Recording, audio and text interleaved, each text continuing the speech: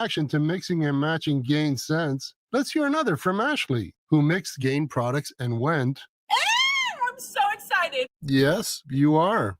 What about you, Isaiah? That's what I'm talking about. Yeah. Yeah. And Emily summed it up like so. It is just chef's kiss. Couldn't have said it better myself. Mix, match, more happy with Gain. Why'd I go to the doctor?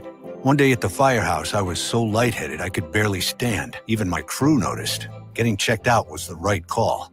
Turns out I have atrial fibrillation, which increases the risk of stroke about 5 times. Symptoms like irregular heartbeat, heart racing, chest pain, shortness of breath, fatigue, or lightheadedness can come and go. But if it's AFib, the risk of stroke remains. If you have symptoms, contact a doctor. I'm so glad I did.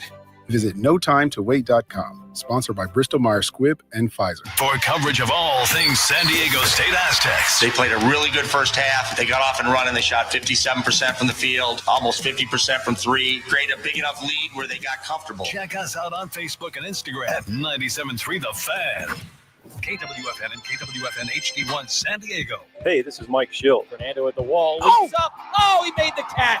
The Padres play here on San Diego's #1 sports station, 97.3 The Fan. And Odyssey Sports Station.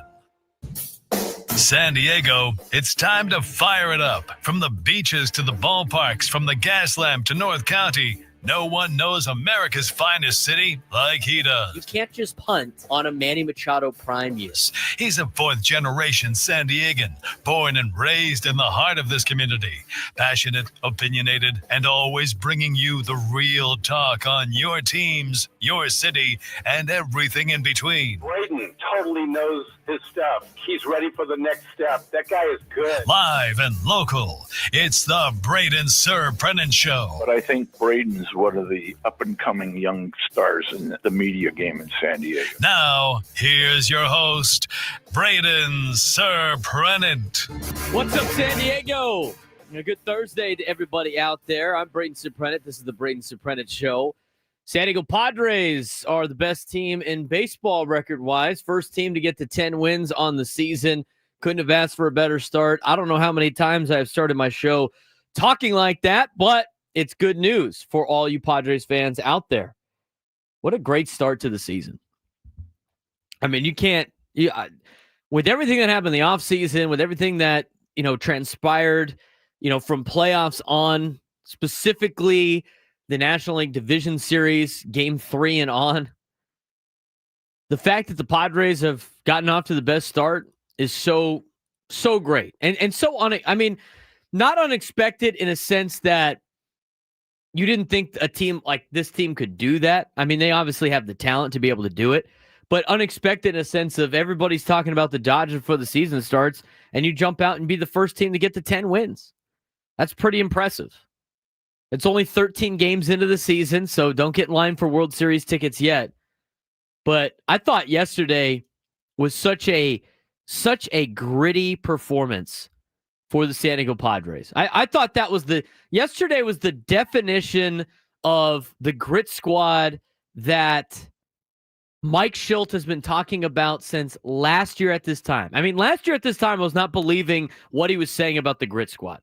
That was another sports cliche coming from a head coach or a manager. Like, yeah, I got gritty guys in the clubhouse. Okay, whatever, dude. I thought you finally started to see it at the end of last year. And then I think you really saw it at the beginning of this season, and you especially saw it yesterday in a game against Sacramento. The A's. I'm done talking about that. I'm so glad I could stop talking about the A's.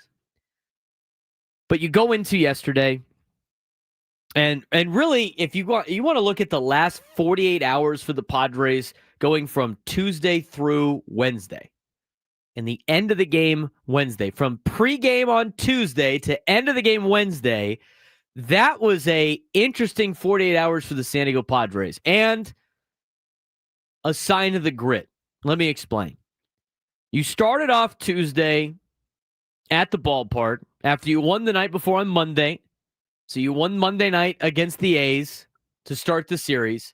You show up to the ballpark on Tuesday, and you immediately have the decision of, and who knows when the decision was actually made, but it was announced on Tuesday before the game during the Mike Schilt press, scrum, that Jackson Merrill was going to be on the injured list for 10 days. I mean, that's a huge blow, regardless of, how serious the injury is, regardless of, if what he is doing, if he's going to be out for a long period of time.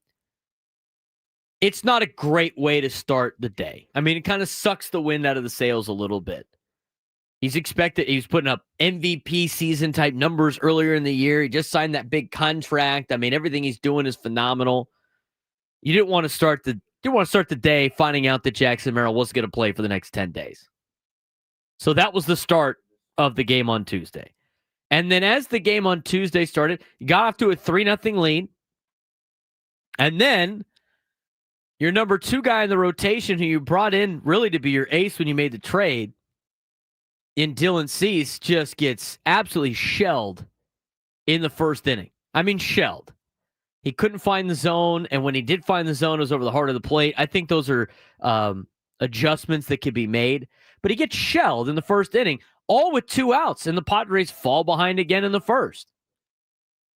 And then later on in the ball game, you lose Jake Cronenworth, who got drilled in the ribs by a fastball on April 6th, and he was having some cramp issues in the game on Tuesday. He goes down after hitting a ground ball to second.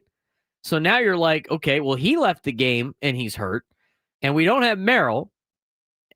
We're starting, and Cease is not himself. We're starting to really fall apart right now. And then later, Jason Hayward's out there in right field, and you're going, okay, well, what happened to Fernando? Oh, wait. And then you think back. They said it was on the slide, and then they didn't specify what slide it was. And for me, the thing that really was noticeable was Fernando's swing, where he pulls his left arm off, right? And his repaired shoulder gets a little tweaked. And you can see grimaces immediately, has the next 2 swings. But then he leaves the game. And so now you're down Merrill, you're down Cronenworth, you're down Fernando Tatís Jr., your starting pitching was not good, you get shelled in the game, and you have to flip it and turn around the next day at 12:30 to take on the Athletics and try to get at least a 500 road trip.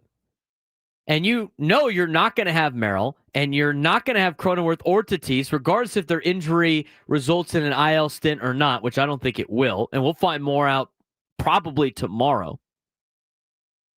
But with that quick turnaround, you weren't going to have those guys in the lineup. You can't make a roster move to get anybody else up in time. You're going with what you got.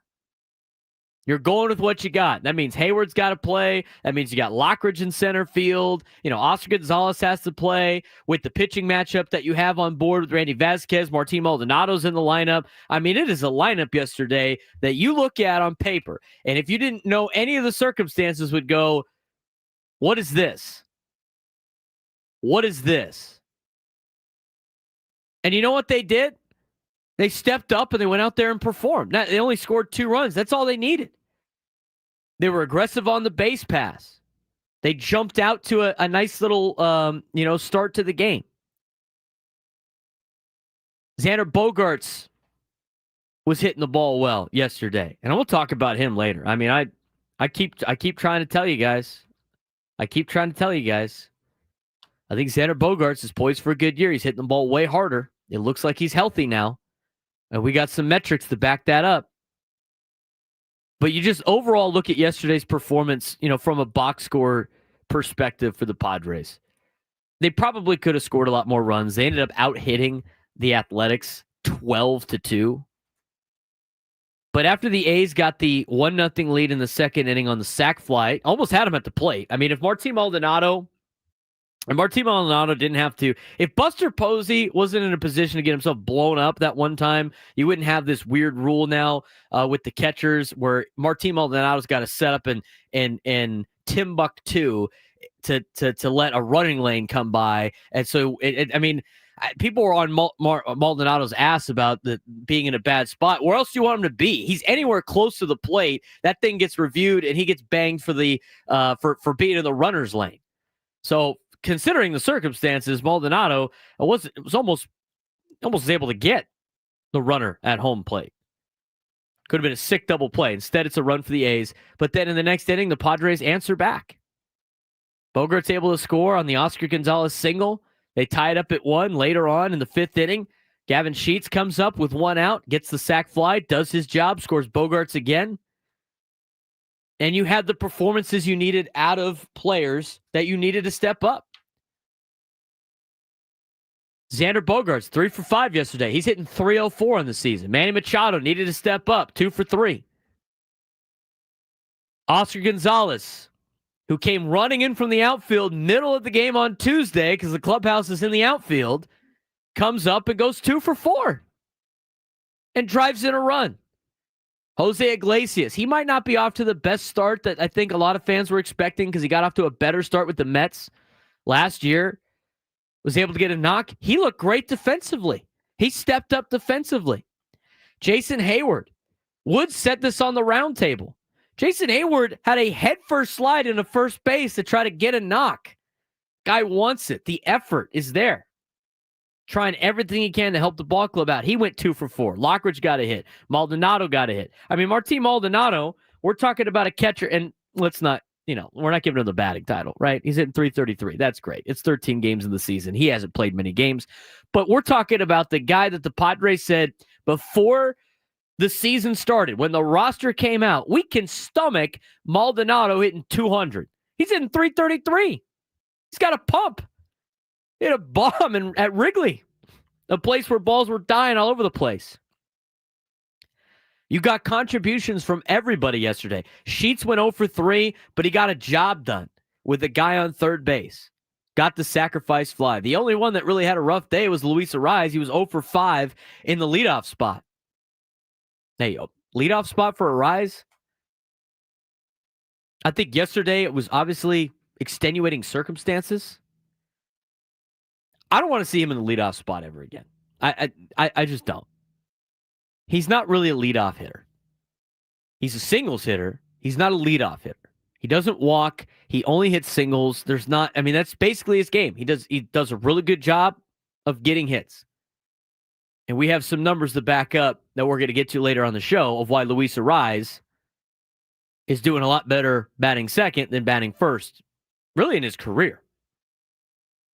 It's a singles hitter. I'm more afraid of Luis Arraez with runners on base than I am leading off an inning. Poor guy went 0 for 5 on his 28th birthday. But you know what?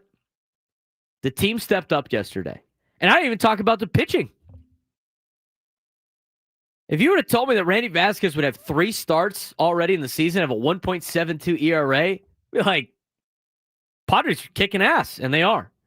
Randy Vasquez just a 5 innings, 1 earned run, 1 knock, still a little wild with his walks with 3, 1 punch out.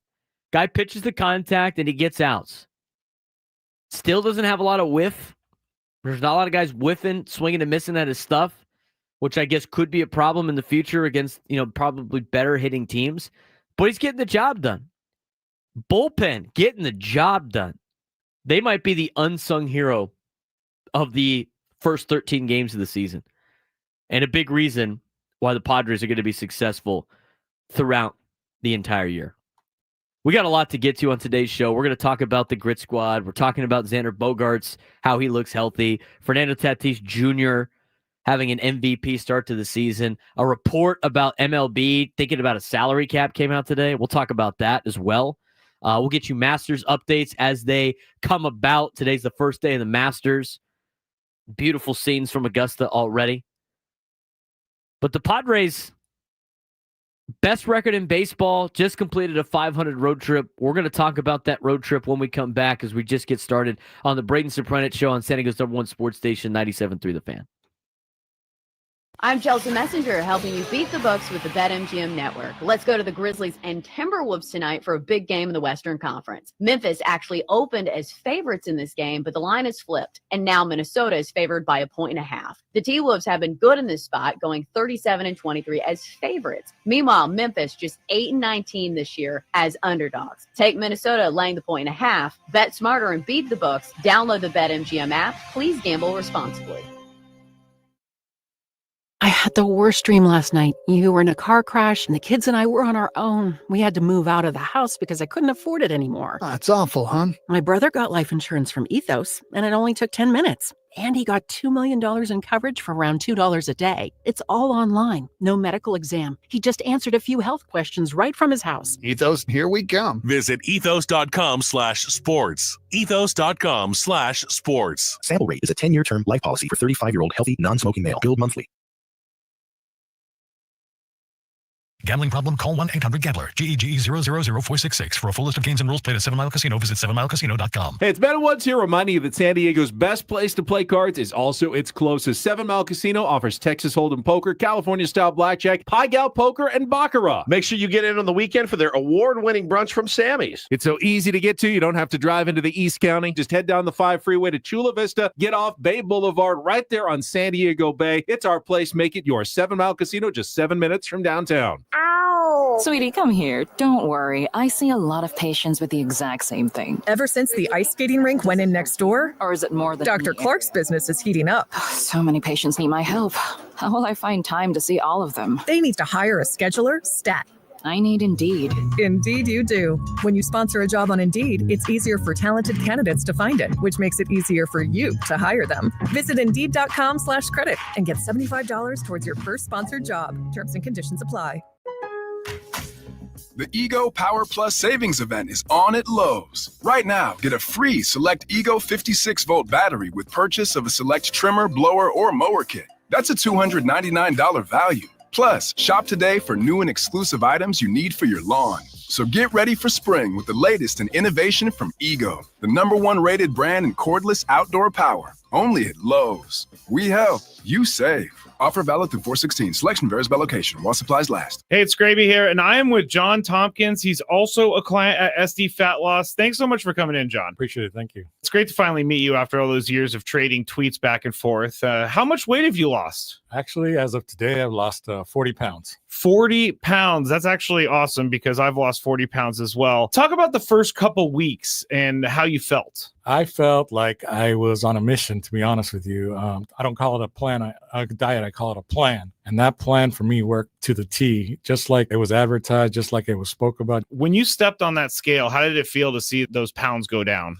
It was one of the best feelings. They talk about rewards, that you can have a reward on some other programs. To me, that reward was stepping on the scale and seeing that weight fall off. That was a reward. To learn the secret of losing up to 1 pound of unhealthy fat per day and start your own success story, call 858-665-3211 or go online at sdfatloss.com. That's sdfatloss.com. Need inspiration? Shop Ralph's. For mouth-watering meals and appetizing ingredients. Our low prices add up to big savings. Plus over $600 in digital coupons each week and up to $1 off per gallon at the pump. At Ralph's, you always get big flavors and big savings. Ralph's, fresh for everyone. Fuel restrictions apply.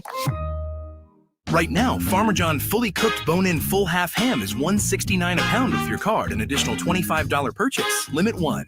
Ralph's. Fresh for everyone. Hey, it's Ben Higgins here to discuss a serious topic I spent way too much time avoiding. As a parent, I know I want my family to be taken care of when I'm gone, and I just assume things would be obvious if the unthinkable happened. But did you know that if you pass away without a will, the state decides what happens to all your assets and even your kids? But that's all avoidable thanks to Trust and Will's easy online process to nominate guardians and plan your legacy. Don't leave your most important decisions to the state. Visit trustandwill.com and create a plan. Use code FAN for a 20% discount at trustandwill.com. Spring forward with real unlimited data from Straight Talk this tax season and get a free Samsung Galaxy A16 5G or Moto G Power 5G 2024 with select plans. So you can stream games during Mad March hours, check the weather for April showers, and watch gardening videos about May flowers. Straight Talk, real unlimited data. Available at Walmart and straighttalk.com. Offer valid through 4/15/25. Taxes and fees apply. Requires purchase of single line gold unlimited plan or higher. For network management practices, visit straighttalk.com.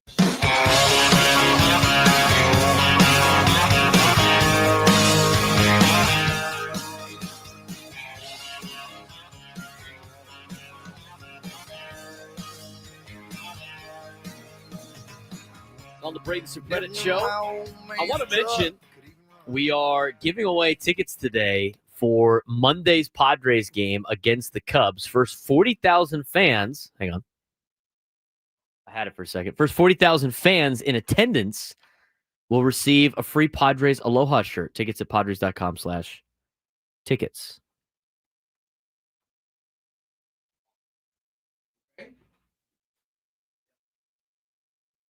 I have it.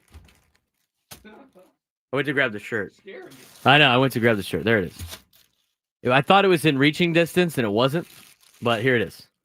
There's the Padres Aloha shirt. First 40,000 fans will receive that. Presented by Motorola. You will get that. Our most floral shirt yet, featuring beautiful orange flowers and gold Padres logos. First come, first serve basis. They got youth large, medium, large, XL, and 2X. While supplies last, we will be giving away tickets to the game for the Aloha shirt later on in the show. So you got to stay tuned. I think we're going to do it at about 11:30, maybe 12:30. We're going to go at the, during the next segment. We'll give away Padres shirt. We'll ask a trivia question, and you can win tickets to Monday's game against the Cubs. First 40,000 fans in attendance will receive a free Padres Aloha shirt. Tickets at padres.com/tickets. The Masters are on right now. We'll try to give you updates on that as much as possible.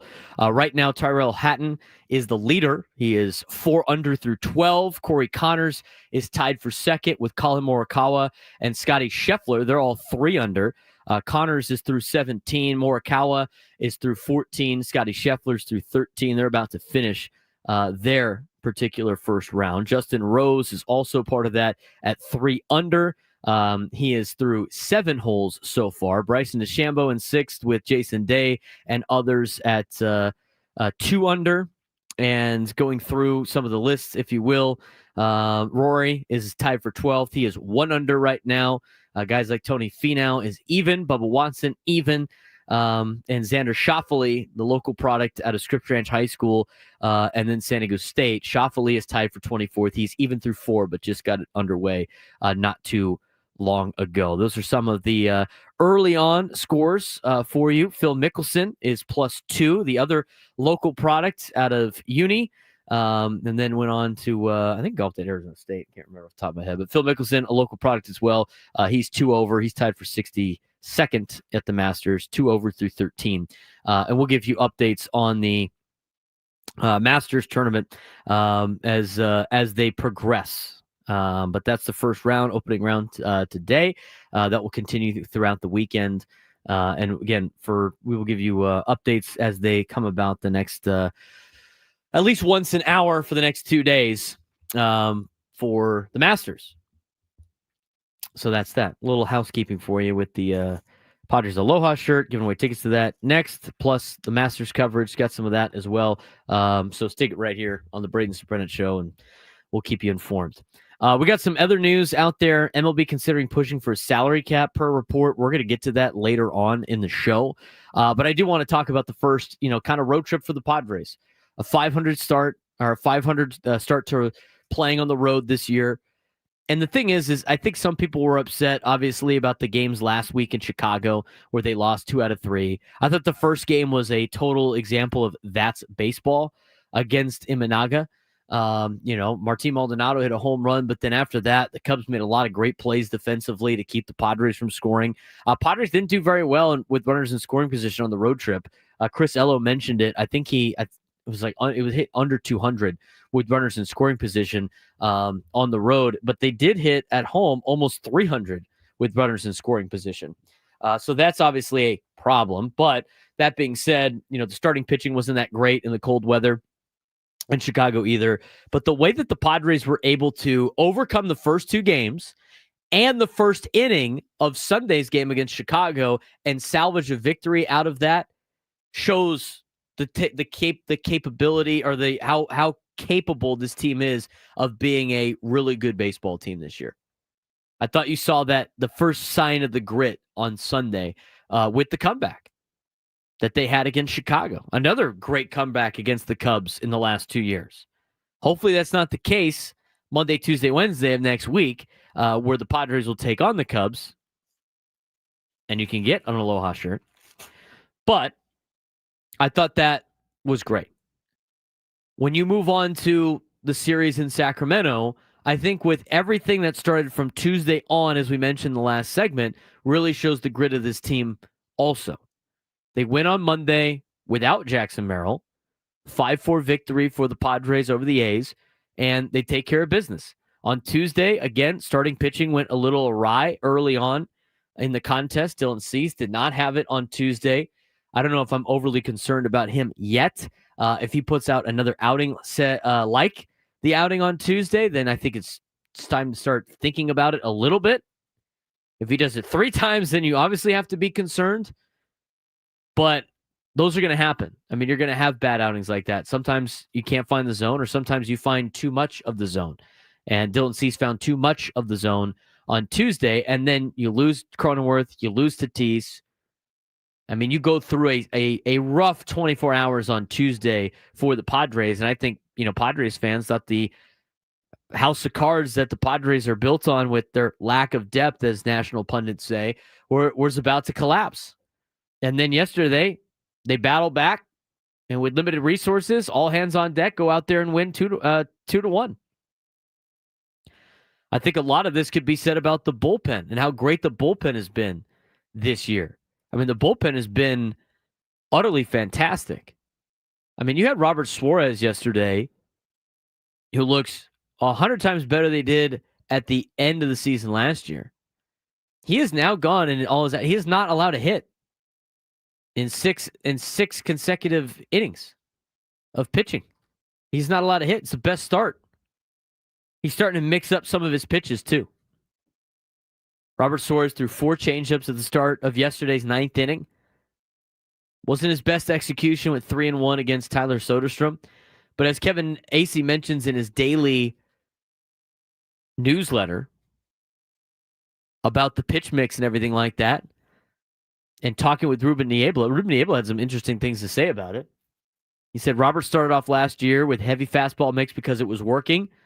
And then once we start seeing a little bit more of challenging innings, then the pitch mix started showing up a little bit more. That was only a natural progression. So I think this year he's taken off where he left off last year. And then some. Emphasis this year in spring training to prepare those pitches for the season more so than any other time. And it brings him the confidence to be able to go out there in game 1 and use it. And he's done that so far this season, mixing up that changeup in his mix. Being able to throw that sinker a little bit more as well, aside of just straight fastballs all the time. But he's been great, but the bullpen in general has been outstanding. So far this year, when you look at the Padres bullpen and you look at the guys that are pitching in the back end, Robert Suarez, 6 innings, no hits, 2 walks, 7 punch-outs.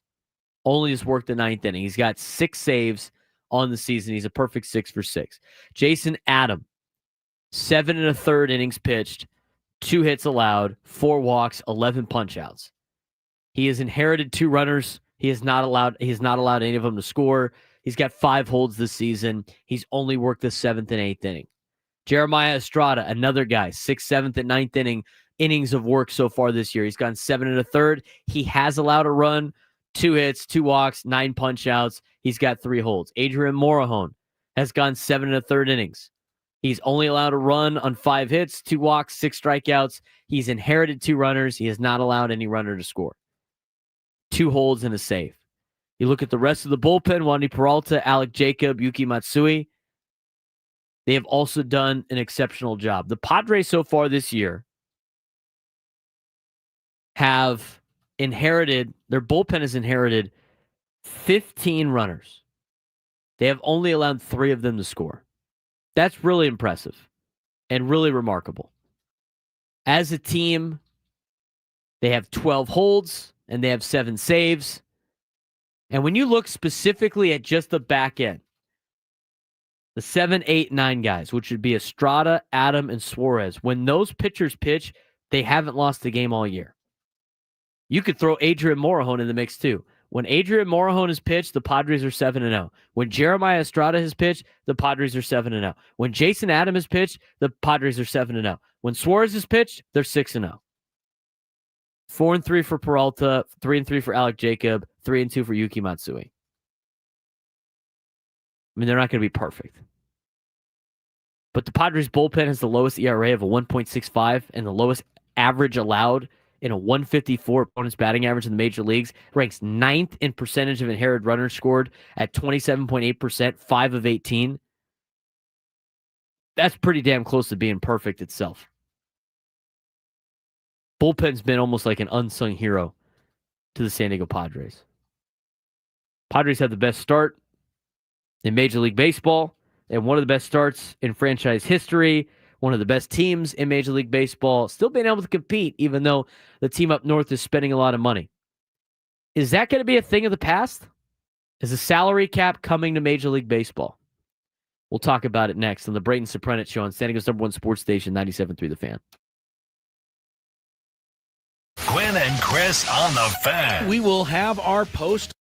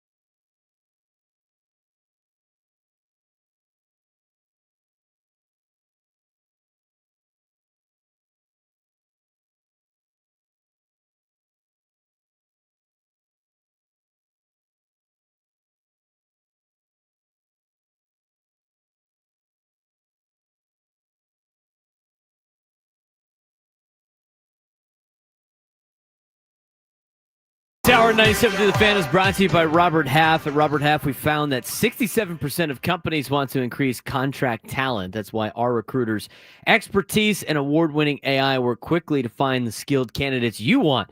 At Robert Half, we know talent. Visit roberthalf.com/talent today. Talking a lot about Padres baseball. Today's baseball coverage on 97 to the Fan is presented by T-Mobile. Head to T-Mobile.com and get a great deal on an iPhone 16 Pro. We're going to be giving away tickets later on in the show for Padres and Cubs. It's for the game on Monday, in which the first 40,000 fans in attendance will receive a free Padres Aloha shirt. Tickets at padres.com/tickets. We'll be giving away that later, so stay tuned to try to figure out how to get your chance to win some tickets to Monday's game to get the Aloha shirt. We got a lot of not Padres news. We do have a lot of Padres news. We always have a lot of Padres news, but we have a lot of news around Major League Baseball. And a lot of it is kind of business level when it comes to shopping their MLB.TV from a TV revenue standpoint. They want to have a generalized, or should I say, under one umbrella package for all of their teams. That was something that came out yesterday by Andrew Marchand, who reports for The Athletic. He's a senior writer covering sports media in particular, so a lot of TV contract deals and everything like that. But it's interesting that there's a lot of these deals coming up. And a lot of these business questions is baseball, I wouldn't say tries to save their game, but really tries to keep up with everybody else in professional sports. Excuse me. And I think baseball in general has been the league that has been so behind all the other major leagues. I mean, if you look at the NFL is always beyond their years. Now, I think they're behind on a lot of the rule changes. I think a lot of the rule changes are kind of dumb in the National Football League. I think there's a lot of problems with the NFL as well. I mean, you can find problems with a lot of leagues in professional sports. Don't get me wrong. But the NFL leads the way all the time in decisions when it comes to money, when it comes to valuing their product, when it comes to growing their brand and their game. They really lead all of the other professional sports. Some of the rules are dumb. I agree. I don't think they're very good. But the way that they have, with the salary cap, the way that they did the red zone thing, the inside look with NFL Films, I mean, they're just far beyond everybody else in professional sports. I think the NBA has found different ways to market their sport. They're doing a good job with, the different marketing campaigns that they have and being on TV and everything like that as well. Hockey's starting to pick up a little bit.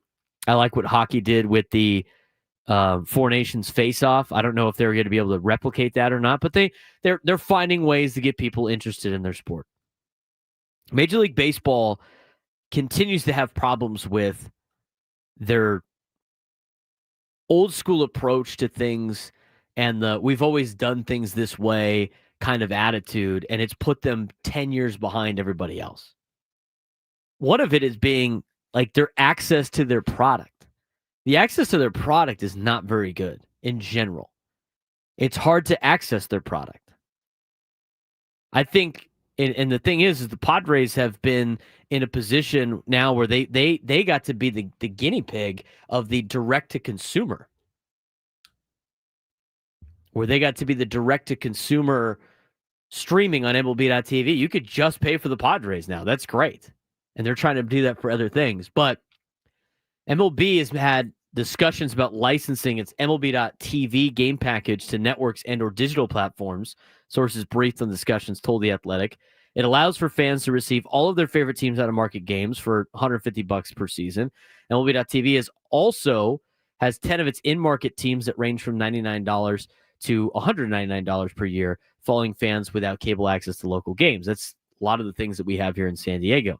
But what they're trying to do is now they're trying to sell their MLB.TV package in one platform once everybody's TV deals are done in 2028, at least their national ones, and try to grow the brand a little bit, especially since ESPN just dumped the contract that Major League Baseball had with them. They had to pay them like $500 million, which was not something that ESPN wanted to do.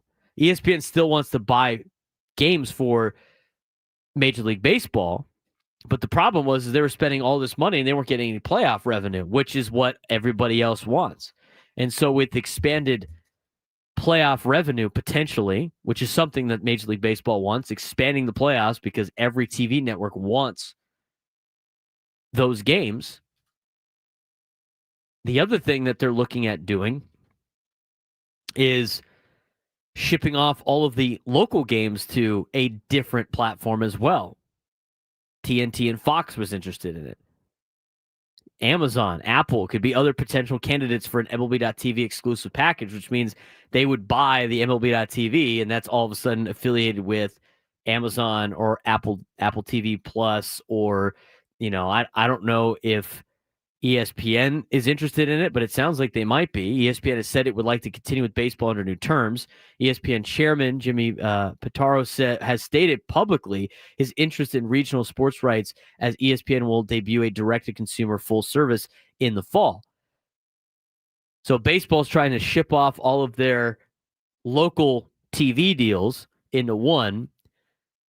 So you have to subscribe to one particular platform or anything like that, like you would have for ESPN Plus. And the thing that everybody wants are the playoff games.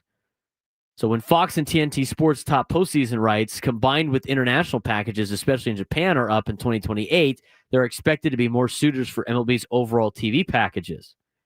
Major League Baseball, what I get out of this, has a lot of value in their games, and they want to be able to cash in, but also they want as many playoff games as possible. I think that's something that's leading to a potential lockout at the end of the 2026 season. The other thing that's leading to a potential lockout in the 2026 season is the elephant in the room, which is the Dodgers outspending everybody by hundreds of millions of dollars and having a $390 million payroll, while also having teams in the league that have a $70 million payroll, which is like the Miami Marlins. They're not even playing the same sport. The most obvious solution would be for the league to implement a salary cap and floor in order to attempt to ensure that all 30 teams build similarly competitive rosters. Yet, despite MLB being the only major North American sports league without a salary cap, the sport has resisted adopting such a construct. However, it could change. According to CNBC's Alex Sherman and Lillian Rizzo, they cite people familiar with the matter that MLB owners and Commissioner Rob Manfred have, quote, begun privately contemplating what a new league economic structure could look like as the league heads towards a new collective bargaining agreement with players. MLB's current CBA is set to expire on December 1st, 2026, with a potential lockout expected if the two sides can't reach a new deal. Rob Manfred talks about how great this is. Tony Clark, who is the MLB Players Association president and San Diegan, made it clear where his organization stands on a potential salary cap during an interview with the Athletics' Evan Drellich. Quote, my position on the cap hasn't changed as a player. Said this in February. It has not changed as an executive. Our organizational history hasn't changed. The concern hasn't changed. It's not in the best interest of our players. We've always believed in as a free market system as possible, such as that the individual player can realize his value against the backdrop of teams that are interested in his services. A cap is an artificial lever that is the ultimate salary restrictor, independent of where you are on the salary food chain. The salary cap itself highlights for everyone exactly what it is. This isn't the first time that a potential salary cap has become a striking point in MLB's CBA negotiations, as it also played a role in the 94 lockout with the players avoiding such measures. This tells me we're definitely due for a lockout coming in 2026 because the owners, and we already know what's going on, because the owners are totally, it seems like, with this information out there, it's hinting that they understand that a lockout is coming, and they're already putting out what they want to negotiate for. Expanded playoffs again, probably, and a new system in which there's a salary cap and a salary floor for Major League Baseball. This is still ongoing things. I have an opinion on what baseball should do, and I have an opinion on why they should do it, and I have an opinion on why it's the best for the fans if they decide to do this. And it might not be best for the players, but it could be best for the fans, and it might save baseball. But we got to get to the sports thread. So we'll talk about that when we come back after we get to the sports thread. Here's Adam Klug. You know that group chat? The one that's always blowing up with the biggest sports takes, debates, and breaking news? You got barbecue back there, and you didn't invite me? Yeah, we've got that too. Welcome to the Sports Thread, where we break down the top 5 stories in sports, just like you would with your crew. Oh, no! Disaster! What a bad idea! No filters, no silence, just real talk. All right, Adam, what do we got today? Lots going on in the sports world. Yeah, huh? no barbecue today, just some leftover round table pizza. I'm not going to say unfortunately. I'm going to say fortunately. I saw you hammer. I saw you grabbing all the wings. Big wings guy over here. Love wings. Grabbed some to take home to my kids. I will be father of the year for bringing some of those home to my kids. And after all, that's what it's all about, right? That's what it's all about. Number 1. Luka Doncic made his triumphant return to Dallas last night, playing his first game in purple and gold in front of the Mavs fans. After a touching video tribute that brought Luka to tears pregame, Doncic went on to torch his former team to the tune of 45 points, 8 rebounds, 6 assists, 4 steals, 7 3-pointers, and a partridge in a pear tree. All while Mavs fans held up signs professing their love for him and chanting "Fire Nico" towards the GM who traded him away. And he was in attendance. He could hear it all.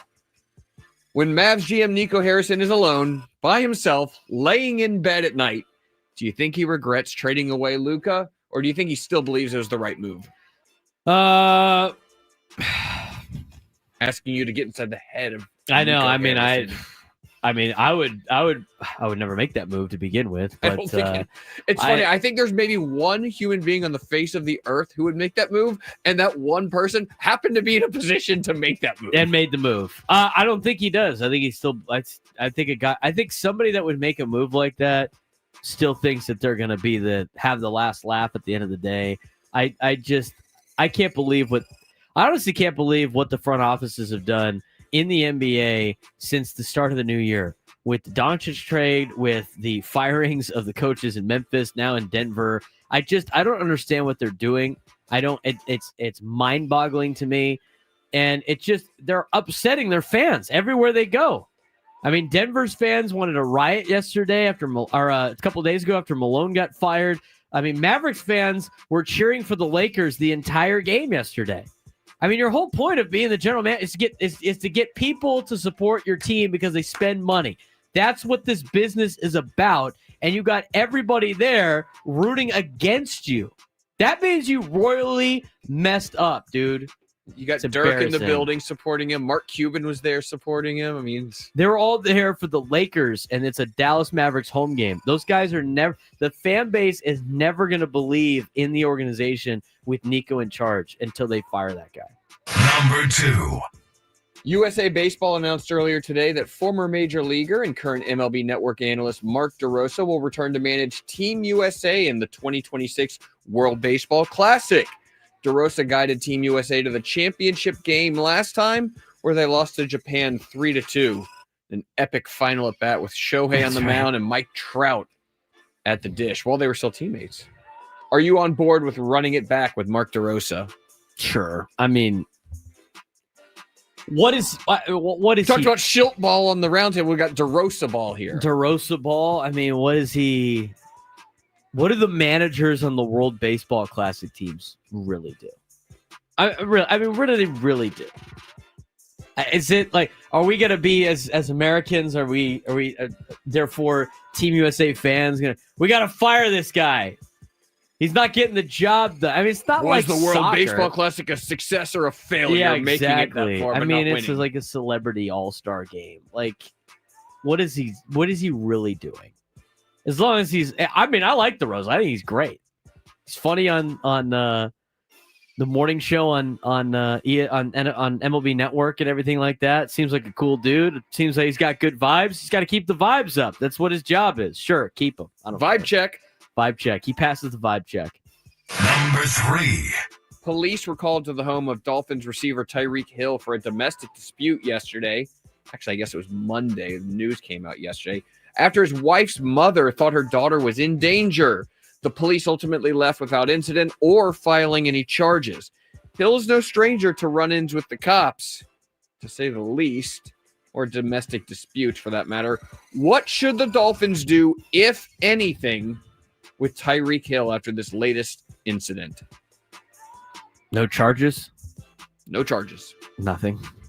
I mean, I think when you acquire Tyreek Hill that had some baggage already, you know it. I mean, he's just going to be trouble follows him where he goes. To me, I think the Dolphins just have to be kind of used to this. He didn't do anything wrong. I mean, in the court of law and the legalities, he didn't really do anything wrong. I mean, obviously the cops showed up. That's not great, but unless he commits a crime, I don't think the Dolphins need to be involved in certain things. It's from a business legal standpoint. Number 4. The ongoing split in professional golf between the PGA Tour players and the LIV golf players has been an ongoing story for several years since the creation of the LIV Tour. While there's been talk about unifying the two leagues, 8-time major winner Tom Watson said he does not believe the two leagues will unify anytime soon, citing too many obstacles to overcome. Do you agree with Watson? I forgot LIV Golf was going on. Most people did. I forget that it's on. The only time I go like, you don't yeah, set right, your DVR on the CW. Is it on the CW? Sometimes we're on KUSI here in San Diego. Sometimes it's on CW. It's like random local television networks. I don't even realize it's on. I don't look for it. The only time I remember is when I start seeing the names at the Masters or the events where they both are allowed to be at, and I go like, oh yeah, that's right. Phil Mickelson is still golfing, but I haven't seen him at an event in months because I forgot because he's with the LIV Tour. So for everything that PGA was worried about with LIV and had to all of a sudden spark this because they're stealing their best golfers, I think a lot of people have forgotten that golf league is even going around. I mean, it's obviously it's privately funded. It's not like they need the money to make money to keep the league alive. They're just trying to, I don't know, get a base. I don't know how much longer some of those golfers are going to stay in the LIV Tour. I know they're getting a lot of money. As long as the check's clear. Keep clearing the checks, and after you get enough, you go back to the PGA. They'll let you back. I mean, I forgot about Phil Mickelson and Bryson DeChambeau and some of these golfers. You only see them a couple times a year now. Number 5. We've dealt with talk about expanding the college football playoff and NCAA tournament for years, so why not discuss it in soccer too? Alejandro Dominguez, the president of South American's soccer's ruling body, CONMEBOL, has officially proposed that the World Cup grow its field of participants to be twice as big, going from 32 countries to 64 countries in time for the 2030 World Cup. Buy or sell, doubling the field for the World Cup. What do I want it or am I against it? I'll buy it. Buy it like it's going to happen, or buy it like are you on board with it? I'm on board. Might as well. Gives the United States more of a chance of making it most years. Yeah, why not? The World Cup's fun. Let's get as many countries involved as possible, and the ones that aren't very good will get ousted very quickly. I don't know how long of a tournament that's going to be with 64 teams and pool play and all that stuff, but why not? I couldn't tell you how many countries there are that compete in soccer, but I'm sure there's a ton. Go with 64. Who's opposed to more soccer? Who's opposed to more college football? But there's plenty of people opposed to expanding the college football playoff. The only tournament I'm against expanding is the NCAA tournament. That would be it. That's like the only tournament that some of the fringe teams are already getting smoked. It's just, you don't need 128 teams in a bracket. But the college football playoff definitely needs to get expanded. 16, 24, max at 24, no more than 24 for that. Yeah, Johnny. 833-288-0973, 833-288-0973. We're going to be giving away Padres tickets later on in the show. Be on the listen for what our trivia question will be. You can win tickets to the game coming up on Monday, where you can get an Aloha shirt for the first 40,000 people in attendance. We talked about the salary cap rumors and mumblings. We're going to talk whether or not that's a good idea for Major League Baseball and their fans when we come back. The Braden Surprenant Show on San Diego's #1 sports station, 97.3 The Fan.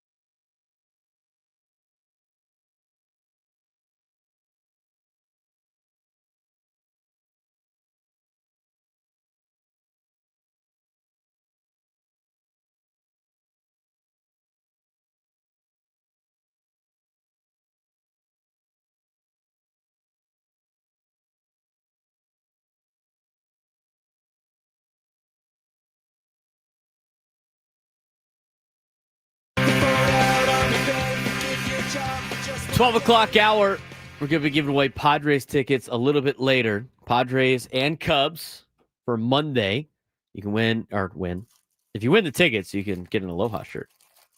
We'll be doing that in the 1 o'clock hour. 1 o'clock hour. Padres tickets.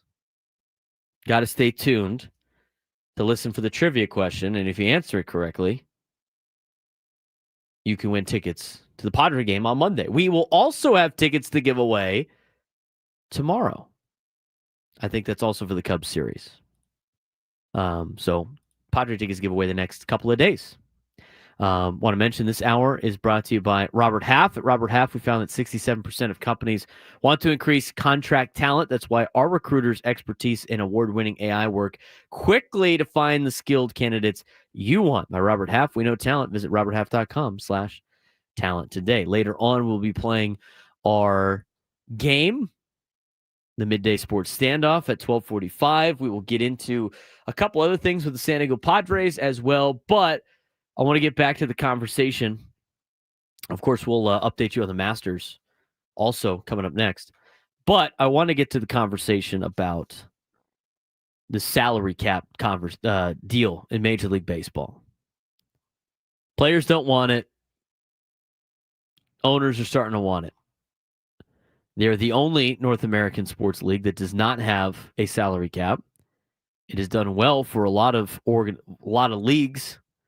I think there's ways that you could do it to potentially get the players on board. But the question is, because this is where it usually comes down to, because again, this is going to happen again. It's going to happen again.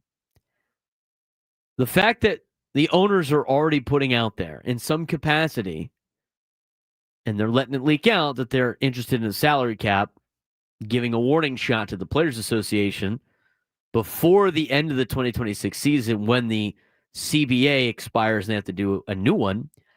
They are already, I wouldn't say comfortable, but relatively ready to go to a lockout. So enjoy the next 2 years of baseball and enjoy every second of it, because in 2027, we don't know when the baseball season potentially is going to start. This happened in 94. It happens all the time. They always want a cap. And the players' argument against the cap is it limits our ability to make money. And so now it turns into a root for us or root for them kind of attitude with the fan, like for the fans of the millionaires battling the billionaires, which we might have to start calling the players the 100 millionaires versus the billionaires with how much money that they put together. And I think that falls on deaf ears with a lot of people that will never make that kind of money ever in their life. But that's going to be the conversation. From a standpoint of, now, I think you have to view this, when you view this as a fan, instead of picking a side, I think you have to view this of what is the best for the product that I like to consume? What is the best for the product I like to consume? So baseball fans, you guys are all fans of baseball for a lot of different reasons. About the outcomes now, and again, I don't think you should pick a side in this. It has nothing to do with us. They are going to negotiate what they will. But from the standpoint of what's better for the game of baseball, and maybe it's for me, it's different. I'd like to know your opinion. 833-288-0973, 833-288-0973. When I look at baseball, when I look at sports leagues, the thing that makes me interested in sports leagues and why certain sports draw my attention more than others is competitive balance of any team can win and games are competitive and there's not a lot of blowout games. And I'm not a big super team kind of fan. I like watching really competitive leagues. You know, I think the passion of college football is great, but that's starting to drift into the haves and the have-nots. And for a while, you had, anybody can win. I think that's the beauty of the NFL. I think the NFL has a lot going for them. Obviously, the gladiator sport that football is that Americans love watching. But on top of that, the fact that every year you feel like you have a chance, where in baseball, you don't feel like you have that chance. So as a baseball fan, I love what the Padres are playing right now because they're competitive games and everything matters. But the years that the Padres are not competitive, or you root for a team that doesn't want to spend money, it's like, why am I watching this sport? Oh, just hang in with us. We're going to be good in a couple of years. So what makes baseball competitive in terms of getting all the players, and leveling the playing field where you don't have a super team in Los Angeles and you got players all over Major League Baseball? I think it's, and the NBA for a while, and their salary cap is great in a sense that, with the max contracts and nobody can sign more than a 6-year deal and everything like that. Even though the players do go pick where they play, which is a separate issue, for a long time in the NBA, everybody had like a big three. You don't have that in Major League Baseball. You have it in some teams, but you don't have it for all teams. Like, who are the big three of the Marlins? Like, when the Marlins come to town, who's on the team that you want to go watch play? Sandy? Alcantara? I mean, that's one. Who do the Marlins have that you want to go see play? So if you spread the wealth around, I think it makes for an entertaining league. Again, professional sports are about entertainment. It's not about the sport. I've said that so many different times.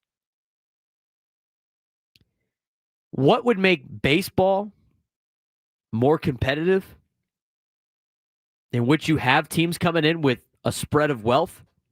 It would be a salary cap, and it would also be a salary floor.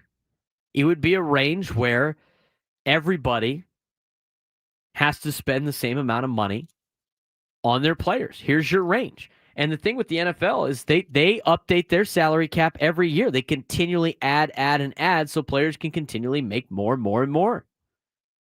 Now, it's not fully guaranteed contracts in the NFL, so from that perspective, it's not fair to the players. And I think the players of the NFL get a raw deal compared to all the other sports leagues, but they're still getting paid.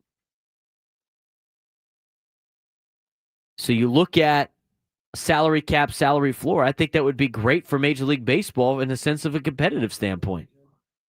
I think it's great for the strategy.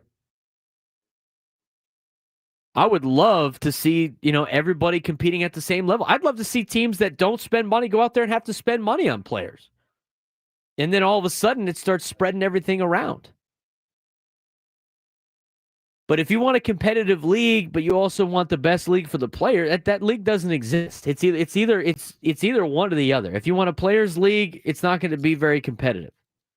You want a really competitive league, it's going to be like the NFL. It might not necessarily benefit the players the most in the long run. But here's the deal. This is a business.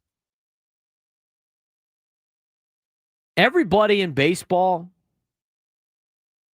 and again, I think you should be paid what you are worth getting paid. Everybody in baseball is getting a good deal.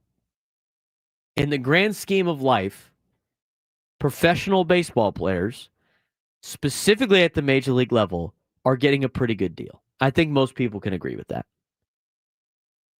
And so they complain that it hampers how much they can make. We're talking about a number now of money where you're going, how much more do you possibly need? I think that's a fair thing to say with some of the contracts that are handed out. I mean, Jackson Merrill flat out said it. He was like, look, as long as I get paid fairly for what I do, I'm satisfied, because it's going to be more money than I'll ever need. But the argument against having a salary cap and a salary floor for the players is it hampers our ability to make more money, or the most money we could possibly be making. If that's your best argument, it falls on deaf ears. I think a lot of fans aren't going to be on your side on that. And I know the owners make tons of money too. I mean, that's the thing, and that's what kind of started the beginning of this conversation of you can't really pick a side because people in the middle can't relate to either one of you. Because both sides are making so much money that everybody in the middle that are fans have no concept of, because they will never make that ever in their life. They will never make that kind of money in their life. Ever. And they're going to sit and knock out a lot of this season of 2027 potentially to try to make this happen. I think it's the best for baseball in terms of a competitive standpoint. I mean, how much do they need, really? I think you can say the same thing about the owners, obviously, but in everybody, it's business. So it's a free market. But it works in the NFL. It works in the NBA. I don't know what the salary cap concepts are in the NHL, but there's caps everywhere to keep leagues competitive. I think college should have that. Keep it competitive. And the only thing holding it back right now is we don't want to sign to that because that's going to make sure, that's going to prevent guys like Vlad Guerrero Jr. from making $500 million. I don't know, man. I think it would behove baseball to be able to have a salary cap and a salary floor. It doesn't have to be strict like the NFL. I mean, there's other ways they could do it.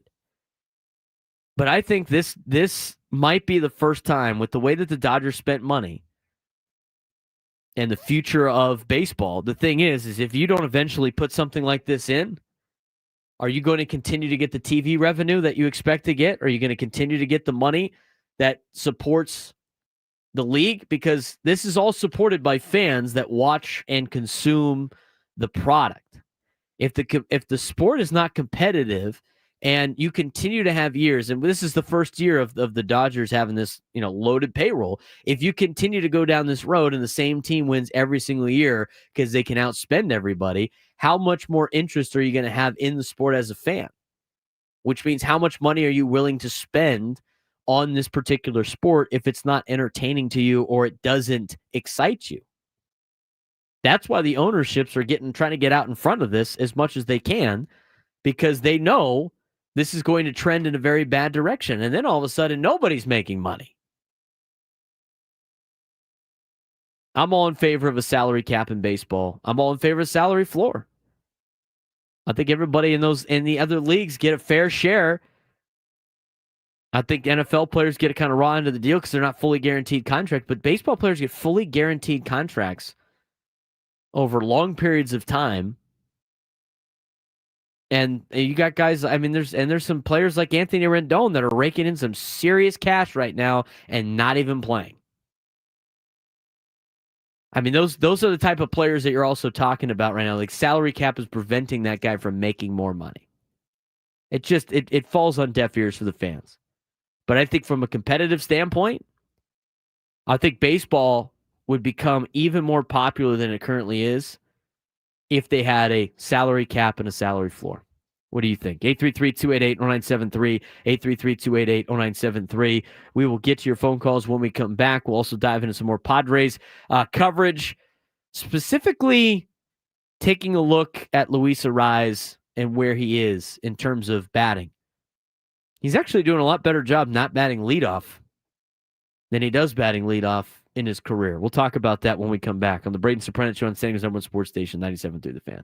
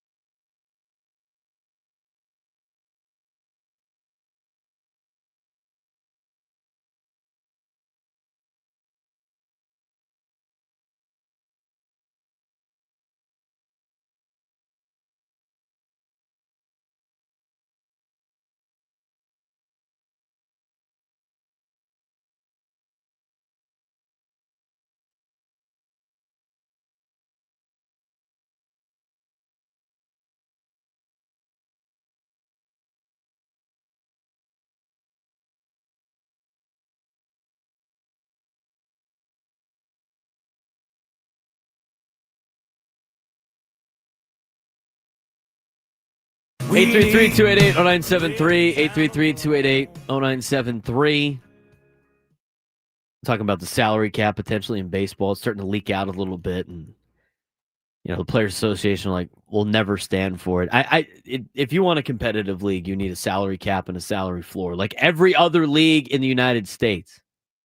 It's what gives people hope in the city of Green Bay, Wisconsin, with a city the size of El Cajon, California, to be competitive every single year in the National Football League, despite their market, compared to the Pittsburgh Pirates in Pittsburgh, who literally every single season seemed like they got zero hope to even compete. It's the only league in the United States that doesn't have a salary cap. Every other league's got a salary cap, and they're doing just fine. And the players are doing just fine. But if you want to make baseball competitive, if you want to grow the game, the owners are trying to get this salary cap together. There needs to be some compromise with the players, obviously, with a salary floor. And they got to try to sweeten the deal, man, to try to break through on the players' union. But the best deal in sports in terms of contracts, aside from college athletes right now, are the best deal in sports. Being able to have all the perks of being an amateur and all the perks of being a professional and being able to go wherever you want, whenever you want, and everybody's on a one-year deal. Baseball players got a pretty good deal. Fully guaranteed contracts, everything like that. 833-288-0973, 833-288-0973. Start the show off. Let's go down to Arturo in San Diego. Arturo, what's going on, man? What's going on, Braden? Long-time listener. Long time. You hear me? I got you, man. What do you got? I appreciate that. Yeah. I just want to know the salary cap. I'm all with you, all your points that it's going to make it competitive, make it really more competitive, of course, especially, like the Dodgers and in the past, like Steinbrenner with the Yankees, and it's definitely more competitive. I got an idea. All those points that you mentioned, why don't they make something kind of like what the draft? It's the team that, has the worst record gets a bigger cap, or they could do like a threshold as far as, how much money they could spend. If they have a very good season, then they don't have that much money to spend. I don't know if that's a great idea, but, something kind of like the draft, that gets the first pick for how much money they could spend. I don't know. That's something that they could. It's not a bad idea, Arturo. Appreciate the phone call, man. I mean, try to, do it via draft to try to set ceilings a little bit higher for certain teams and everything like that. But, I just think it's hard to try to make it happen in that particular sense. I like where your head's at, though, because, again, you're trying to accommodate for the players of making enough money and everything. And, there's probably a lot of cases and details in there that the players know, obviously, about why a salary cap would be bad. But in general, I mean, a salary cap is bad for the players in the sense of it prohibits them from having this like $500 million contract get sent out, because then it hampers it hampers a good team to be competitive because they spent all their money on one player. That's another thing. I mean, these guys want to be able to get all the money they possibly can and also be competitive with their team, but you would eliminate these kind of superstar teams. I mean, if the Los Angeles Dodgers gave Ohtani a bunch of money and then he got hurt and he couldn't pitch like he did last year, and all of a sudden they needed some answers in the pitch, they had to give up something somewhere else. There's holes somewhere else. So again, it levels the playing field. But the biggest argument I get all the time back, why the players never do, it's like, well, it prevents our ability to make more money. They're already making a lot of money. How much is enough? I guess there's no such thing as how much is enough in the grand scheme of things. 833-288-0973, 833-288-0973. Let's go to Jamie in San Ysidro. Jamie, what's going on, man? Hey, Braden, how's it going? I'm doing well. So this salary cap should have been quashed, should have been put in 1994. We lost the World Series because the players said no. And they have a strong union. It's crazy strong. We're probably going to lose baseball again if they pursue this salary cap thing. Who knows for how long, but it should have been done a long time ago with a ceiling and a basement And right now, I'd say the ceiling should be around 290, 280. The basement should be around 190, 200 million. And that would make teams like Pittsburgh and the Marlins and all these teams that don't want to pay, but they still make money. Nobody feels sorry for the owners either. They're still making money hand over fist. Right. They don't want to pay it out. Yeah, I agree. Salary floor, salary cap is what needs to be put into baseball. And it's interesting that that's trickling out there right now. Obviously, they're looking at that. Baseball is trying to find a lot of different avenues, to be able to make their game competitive and make their game, enticing to watch. And that's obviously one of them. The access to the games is something that they are looking at as well. But all the other sports leagues are able to do it. And baseball, for some reason, can't. So we'll see how this plays out. But again, the salary cap, I think for a competitive standpoint is something that you would need in Major League Baseball. I think it's a great idea that, as Jamie said, should have been put in place a long time ago. Baseball just continues to do like we've always done it this way kind of attitude. But Jamie said it, and it's really true. I mean, one of the best unions in all of the United States, and not just in sports. I mean, all of the United States is the Baseball Players Association.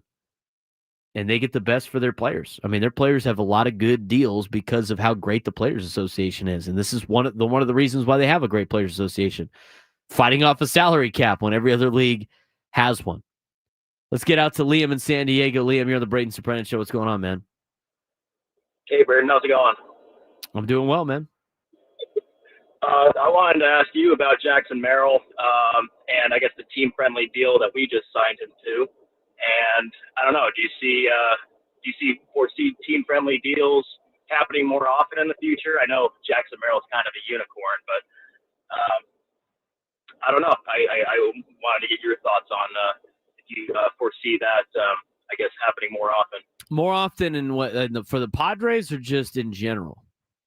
Just in general, players, that aren't necessarily chasing that $500 million contract, but more so the championship. That's an interesting question, Liam. I think Jackson Merrill is kind of a unicorn in that sense, and then, but reality is, and here's the deal with that particular contract, right? What Jackson Merrill said after the contract makes it sound, he's a very competitive guy. So I don't think you're going to see a lot of players like him that are going to take less to make his team competitive. Now, that being said, the trend of team-friendly contracts is starting to play out right now with a lot of teams in Major League Baseball. We saw the Braves sign a lot of those deals. We have seen the Padres make that deal now with Jackson Merrill. The Tatis deal is going to turn into one of those deals here in the near future with how good he has been able to play. I mean, think about it this.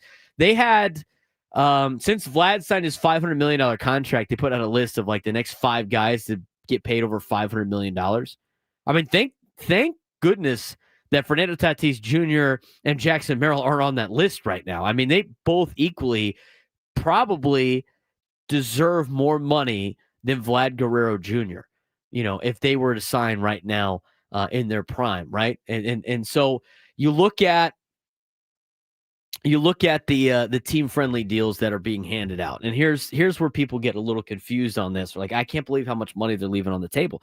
The reality is they're all good deals for the players too when they are signed.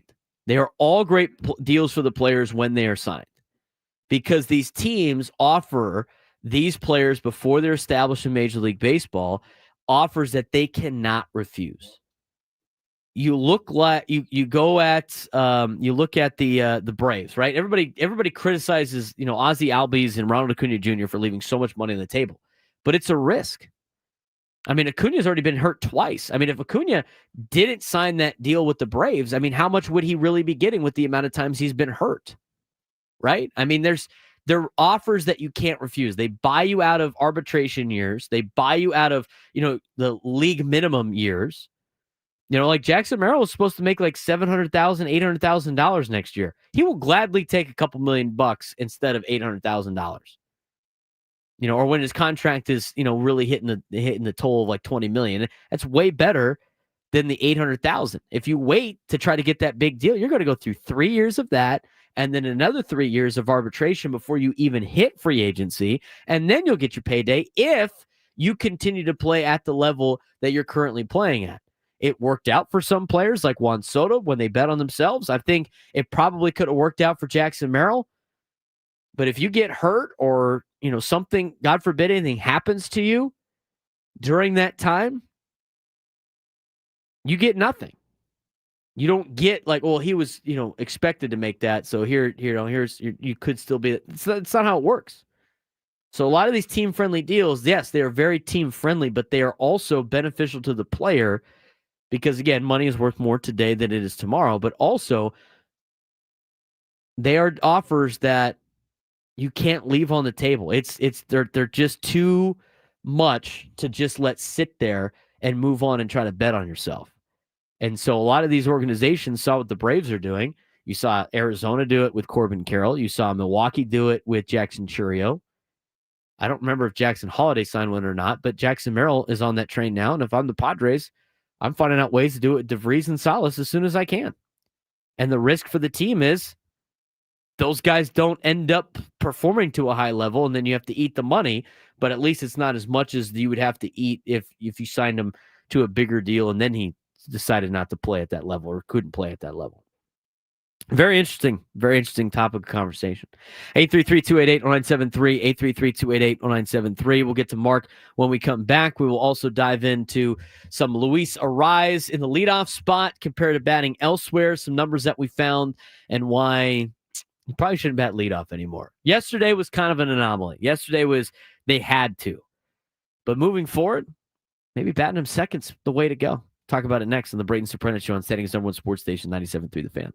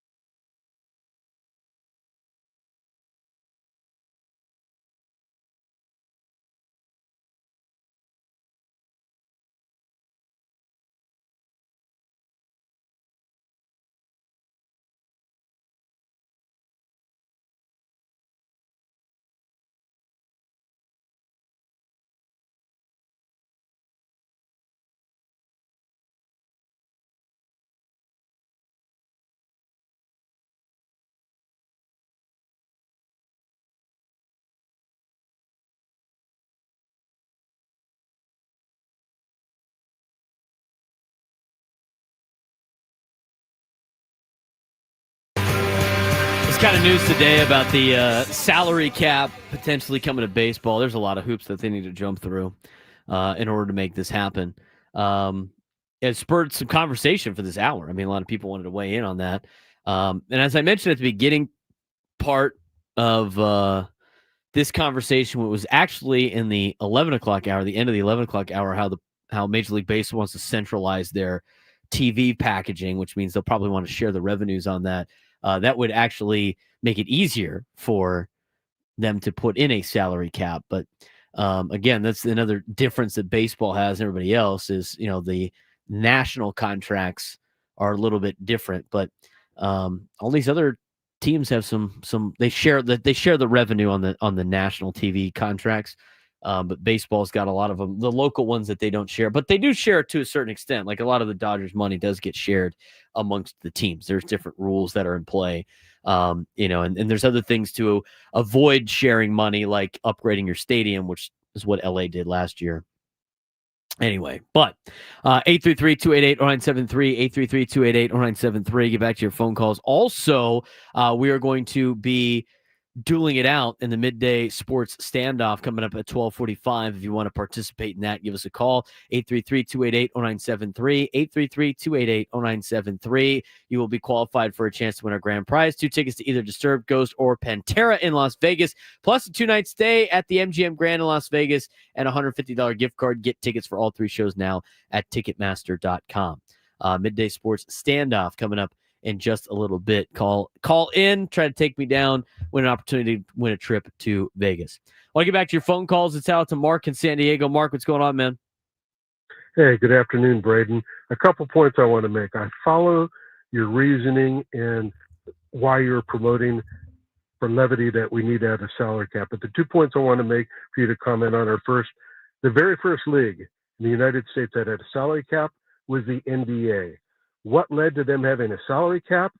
They opened up their books. The owners opened up their books to show how much money they were making. That is something that Major League Baseball and its ownership has refused to do. If they were to open up their books, they're in a much better position to have a salary cap. Point 2 is this. You're now doing this midday show. You're doing a great job with it. There was another guy that started in San Diego a number of years back by the name of Jim Rome. He left. He went up to LA. He's syndicated. He's making $1 bajillion, just like all these baseball players. My point is, if 97.3 The Fan is doing really well and they're making billions of dollars, I'm not saying they are, but they want to keep you and they say, you know what? Hey, Braden, you're doing a great job. We really appreciate you. But guess what? We got a salary cap. We can only afford to pay you X amount. That would not be right. You should be able to go wherever you want in this country to make the most amount of money that you can to care for you, your family, your grandkids, whatever, especially when we're talking about baseball players. They have a very limited shelf life, unlike a radio person. Those are my 2 points, and I'm out. All right, Mark, it's a pretty good phone call. Obviously with the perspective of, radio thrown in there as well, but and even though we are in an entertainment business, I mean, the entertainment business is not a lot on, watching us play every single day and everything else like that. And there's other avenues to make money. And we're not competing against other markets from, other teams from other markets. It's kind of the same, but not really. But, it's an interesting point. But again, if you want a competitive league, this is how you have a competitive league. That's the business model of professional sports. That's not the business model of the TV industry. So I get where you're going with that, but it's an apples and oranges comparison at the same time. And a lot of guys at the top make a lot of money that doesn't trickle down to the local level either. We see that in our industry all the time. We see it on TV a lot as well. But there's a lot of other things that are involved with just that. Again, if you want to make it works out for all the other leagues. I don't think you have to open the books to make it happen either. The NBA was one of the leagues that did that. It's not what Major League Baseball is going to do. But again, if you want to make the league competitive, this is how you make the league competitive. And you also force organizations to spend money as well. 833-288-0973, 833-288-0973. Marcus in Menifee wants to weigh in. What's going on, Marcus? Hey, Braden. Good afternoon. How you doing? I'm doing well, man. Good. I'm going to keep it simple. and I'm not going to speak just for the faithful, but I'm going to speak for the fans in general. I think a cap and a floor in general would be very good, because right now, just seeing the Dodgers and like New York or any of the other major market teams in the World Series, that's just not sustainable, and it's just going to get boring. To be honest, I mean, I'd like to see the Reds or any of the other teams that don't have the ability to sign these big contracts in the World Series and in the playoffs. That's just my way in. Have a good one, Braden. Thanks for taking my call. I appreciate that, Marcus. Yeah, it would get very boring. Again, we're trying to make the league competitive. You know, try to make the comparison again for a lot of these is there are caps. There is a cap for everybody in every industry. And the cap is set on how much money you make. I mean, those leagues make a lot of money. So, like, everybody's got these higher cap. I mean, there is a cap for the Dodgers. There's an amount of money that they can't physically spend, and that's the cap for a lot of the players. So there already is a cap. You just don't know what it is because they don't open up the books. But there's a cap in the radio business of how much we can make, how much money we generate as a company and everything like that, how much we can get in ad revenue. And these leagues can make a lot more of that. It's time to get to our midday sports standoff to try to get you a chance to win a grand prize to Las Vegas. Let's get to it. Welcome to Midday Sports Standoff on the Braden Surprenant Show. I can't believe what I'm seeing right now. The ultimate head-to-head battle where sports knowledge and quick thinking collide. No, it's no good. Are you kidding me, Miss? Contestants will go toe-to-toe with Braden in a sports trivia deal where every correct answer brings them closer to victory. Down the sideline! Wow! Unbelievable! But 3 strikes and it's game over. This is not Detroit, man. This is the Super Bowl. Can you outsmart Braden? The Midday Sports Standoff starts now. All right, Adam, who we got playing today? Kyle in San Diego. Kyle, what's going on, man? Not much. How you guys doing? Doing well. How's your Thursday going? It's going all right. You know, sun's shining, birds are chirping, off day for the Padres. Gives me a little time to recoup for tomorrow. That's right. We got Padres are in first place. The Masters are on. What more you can want as a sports fan? We appreciate you joining the show. Adam's going to give us a particular category that's got multiple answers on it. If any of the answers repeat, you get more points for every time that answer shows up. For the more you get correct, the more points you get. Whoever's got the most points as soon as the list is out wins today's contest. If you tie me, you also win. We like giving away prizes on this show. If you guess wrong or take too long to answer, you will get a strike. First to 3 strikes. If you get to 3 strikes before the end of the list, you are eliminated from the competition. Does that sound fair? Sounds fair. All right. Sounds like we're good to go. Braden mentioned that the Masters are on. They got underway earlier today. Take a look at the Masters winners since 2015. Oh, man. Braden groaned, oh, man. Name me anyone who's won the Masters since the year 2015. We'll start with our friend on the phone lines, Kyle in San Diego. Ooh, golf is not my forte, but we're going to go with Bruce Koepka. Bryce. Sorry, Bruce Bryce. Koepka, not a real player. Not a real player. Neither is Bryce. Neither is Bruce. It's Brooks Koepka. Brooks Koepka. Bryson But DeSoto. But either way, wrong. Incorrect. I'm gonna go with Scotty. So I'm giving Kyle an X there. What'd you say there? I'm going with Scotty Scheffler. 2 points. 2 points for Braden. You want to remember? Well, obviously Scotty Scheffler's at the top of his game. He's got some of the best food options when they come back to the Masters. When he gets to pick the dinner for the first night. Goes classic with the cheeseburgers. All right, Kyle, back to you. Got a big hole to dig out of. Scotty Scheffler's the only repeat winner since 2015, so no more doubles. Tiger Woods. Tiger Woods, 2019.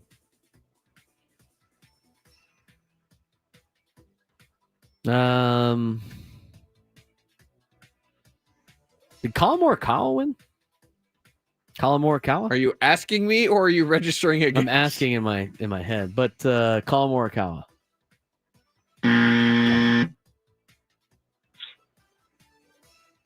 One strike for each of you. You going to me now? Yes, it is. Sorry, Yep. It goes back and forth. Got it. I'm gonna only know him because he's a fellow Spaniard. I'm gonna go with John Rahm. John Rahm is the answer we'll go with. Rob. Sorry. 2023. 2 years ago. 2 Tied years 2-2 with one strike each. So Scheffler won in last year. Scheffler's won 2 of the last 3 with John Rahm sandwiched in between. Okay. And then Tiger won 19. So we're looking for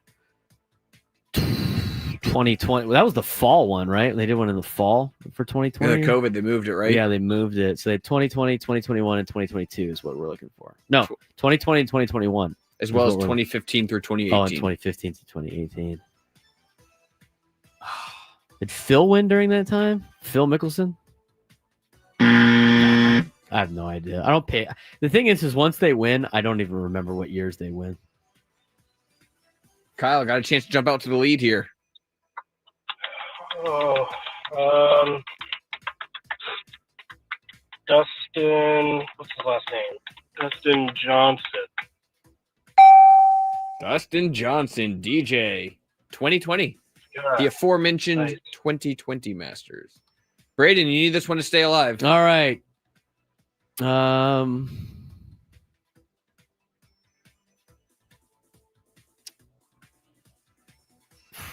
remember he was like on a heater when he came to the Farmers. Justin Rose, did he win the Masters? No.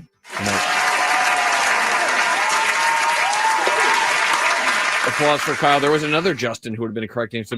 I'm sorry. Jordan. My apologies. Jordan Spieth was one of the right Jordan ones. Spieth won? 2015. Yeah, that's when he was on the top of the game. Winners from 2015 to 2024. Jordan Spieth, Danny Willett, never heard of him. Sergio Garcia won in 2017. Another Spaniard. Patrick Reed, Tiger Woods, Dustin Johnson, Hideki Matsuyama, Scotty Scheffler, John Rahm, Scotty Scheffler. All right. Come on, you had to know that that's what was going to be my topic today with the Masters kicking off. You should have been studying up. No, that'd be cheating. Studying up. No prep for the game. They got to catch it off. I mean, they can't prep for it. So we like giving out prizes here on the show. I'm terrible at sports trivia in general. So the history ones are awful, but I could get like the guess the logos that are red and blue. Team names that don't end in S, stuff like that. They thought Kyle was typing in the background, the people in the chat, but he didn't. He only answered like one right or two right total. Tiger Woods, and then the other one was Dustin Johnson. But I think he's okay on You got that. 3 points. Yeah. Oh, you got Scotty Scheffler. Was it? I got Scotty. You got Scheffler. that one. So you got 3 correct. You got 3 points. Yeah, he had 2 of them before he started typing too. These people that chat like to throw shade when people win. Thought he was Taylor in the chat. Is he typing? Come on, guys. Let's give him the benefit of the doubt. We are going to be doing a trivia question at 1:30 on the Padres. That if you call in, and you are the first caller to call in. Now, again, at 1:30, you will win tickets to Padres and Cubs on Monday, where you can win or get an Aloha shirt. Keep saying win. If you are the first 40,000, you get one of these on Mondays for Padres and Cubs. We'll be doing that at about 1:30 p.m. Pacific time to give away that particular shirt. Congratulations to Kyle for qualifying for a trip to Las Vegas. He's qualified for a chance to win our grand prize, 2 tickets to either Disturbed Ghost or Pantera in Las Vegas, plus a 2-night stay at the MGM Grand in Las Vegas and a $150 gift card. Get tickets for all 3 shows now at Ticketmaster.com. Spent a lot of time on the salary cap today. Again, there's a cap for every league in general, even the ones that don't have a cap, and that's basically how much, or should I say, how popular sport is, how much money the sport makes. Same thing with the different industries that some people want to point out. Trying to play devil's advocate for like the radio industry. I mean, there's a cap for us too. in terms of how much money you make. And the more money the league makes, the more money that they can spend on players. And so, and like some people have said, the owners are making a ton of money too. I don't feel bad for them either. And I'm not saying this is a players only problem. All I'm saying is if you want to make the league as competitive as possible, then you got to put in a salary cap and a salary floor. That's why. If you want to make it competitive. And that's what's been competitive for a lot of other leagues in the United States, in the NFL, in the NBA, in the NHL. You know, you have a lot of leagues that are successful with caps. Yeah, Adam's in the chat going like, what's the radio industry cap? There's a level. I mean, radio in general is a business that's very difficult because you have podcasting and all these different forms of everything. There are people at the top making really good money, but you know, you can't give Jim Rome $48 billion. They don't have $48 billion. I mean, there's a cap for everything is what I'm saying. I mean, there's not a specific number. If you want to look at that as like there's a specific number, you're crazy. That's not the case. But there is a level to everything in every industry of how much you could potentially make. You know, the WNBA players are complaining that they don't make as much as NBA players sometimes. And the thing is, it all comes back to how much money your league makes, and they have resources then to pay.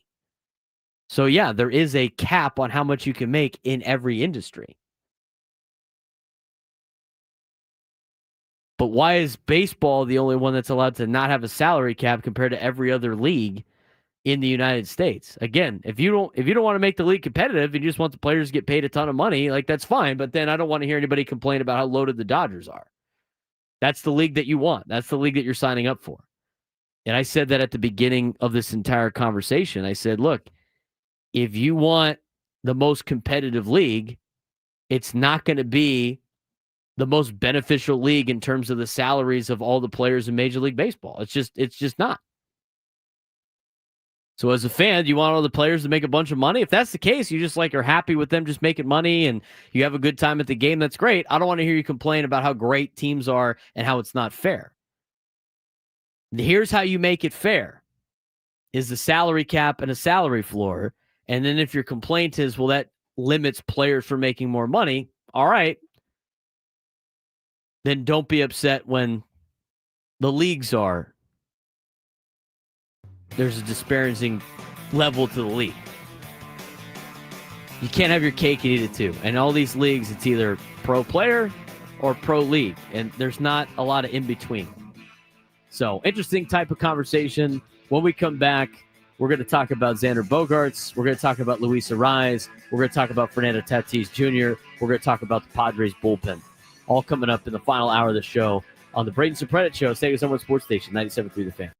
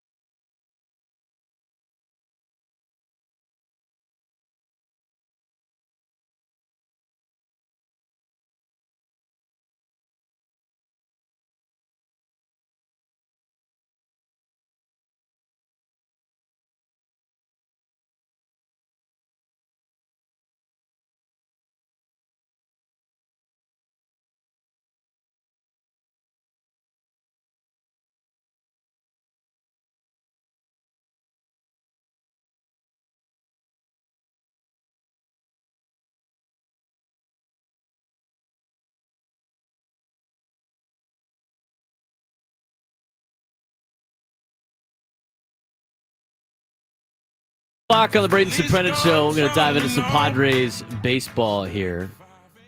And later on at 1:35, we'll be giving away tickets to Monday's Padres game against the Cubs. First 40,000 fans in attendance will receive a free Padres Aloha shirt. Tickets at padres.com/tickets. We'll have a trivia question for you at 1:30. Stay tuned for it, and we'll get to it. We do want to talk about a lot of things going on with the Padres. Obviously, they just completed a 500 road trip. I think when you hear that, a lot of people go like, oh, should have been better. I think anytime that you have a road trip of 500 or better, it's a successful road trip.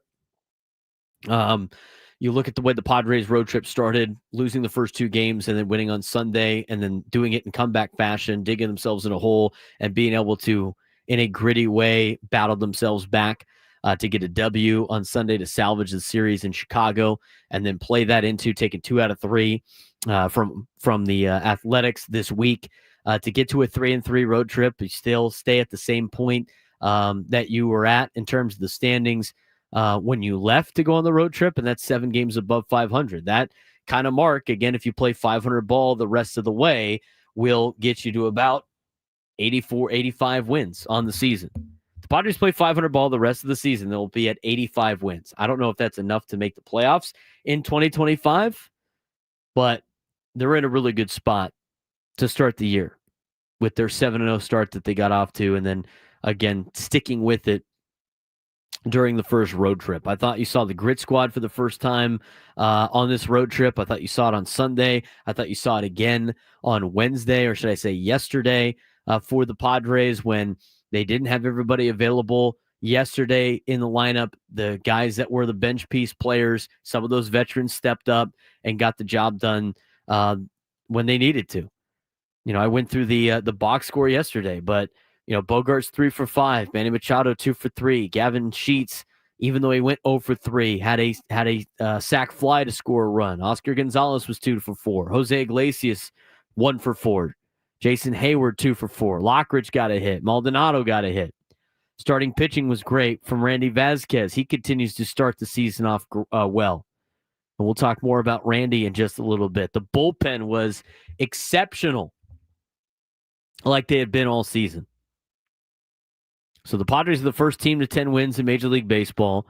They have the best record in baseball and have now completed a 500 road trip as they get you ready for the Rockies for 3, Friday, Saturday, Sunday, and then the Chicago Cubs Monday, Tuesday, Wednesday of next week before they hit the road again. That's the next upcoming 6 games for the San Diego Padres. Starting tomorrow. So off day today. It's going to be another off day on a Thursday. There's only 8 more Thursday games for the Padres this season. But you got to love the way they're at, where they're at right now on the year at 10-3. 833-288-0973, 833-288-0973. Let's get out to Justin in Alpine before we talk about Xander Bogaerts. Justin, what's going on, man? How you doing, Braden? Thanks for taking the call. Absolutely. I heard you got some stuff on the salary cap, a little bit on Xander. What do you got for me? Well, on the cap, just the one point I gotta say, you're right. In terms of league parity, if you got a floor and a cap, you're going to have turnover in the playoffs and turnover in the standings. But the one reason why baseball is the greatest sport, in my opinion, is because you have guys like Kirby Puckett who are legends in Minnesota. And every team's got one, right? Al Kaline in Detroit. Pick your team. These guys would not be able to stay on their team for their entire length of their career if we had a salary cap. My biggest issue with the NBA salary cap and the NFL salary cap is the turnover. Players who are still performing, who earned the contracts they're getting, needing to be traded as salary cap casualties. And I love the fact that somebody could have a 20-year career with the same team in baseball. And I don't know if I'd be willing to trade parity for that bonus as a love of the game standpoint. That's just me, though. That's an interesting point. Yeah, that might be just you. I mean, I'd rather see the Padres be able to have a chance to win every single year than just have a player that's been on the team for 20-something years. But that's a cool thing that baseball has.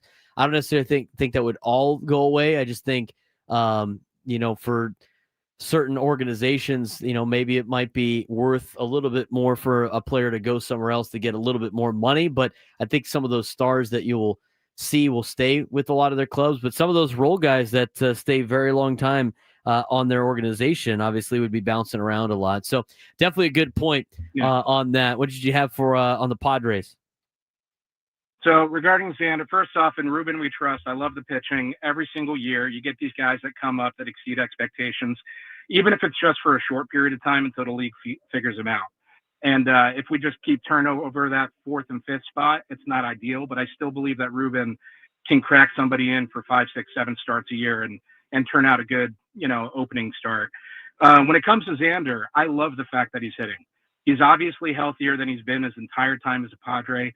And we got to be honest, all of the hate on Xander is because we offered him more years and more money per year than anyone else was, because we missed on Trey Turner. We missed on Aaron Judge. We wanted to make a big splash, and we got the biggest name that's out there. But he is actually, as a 30-year-old free agent, 31 last year, 32 this year, exceeding expectations.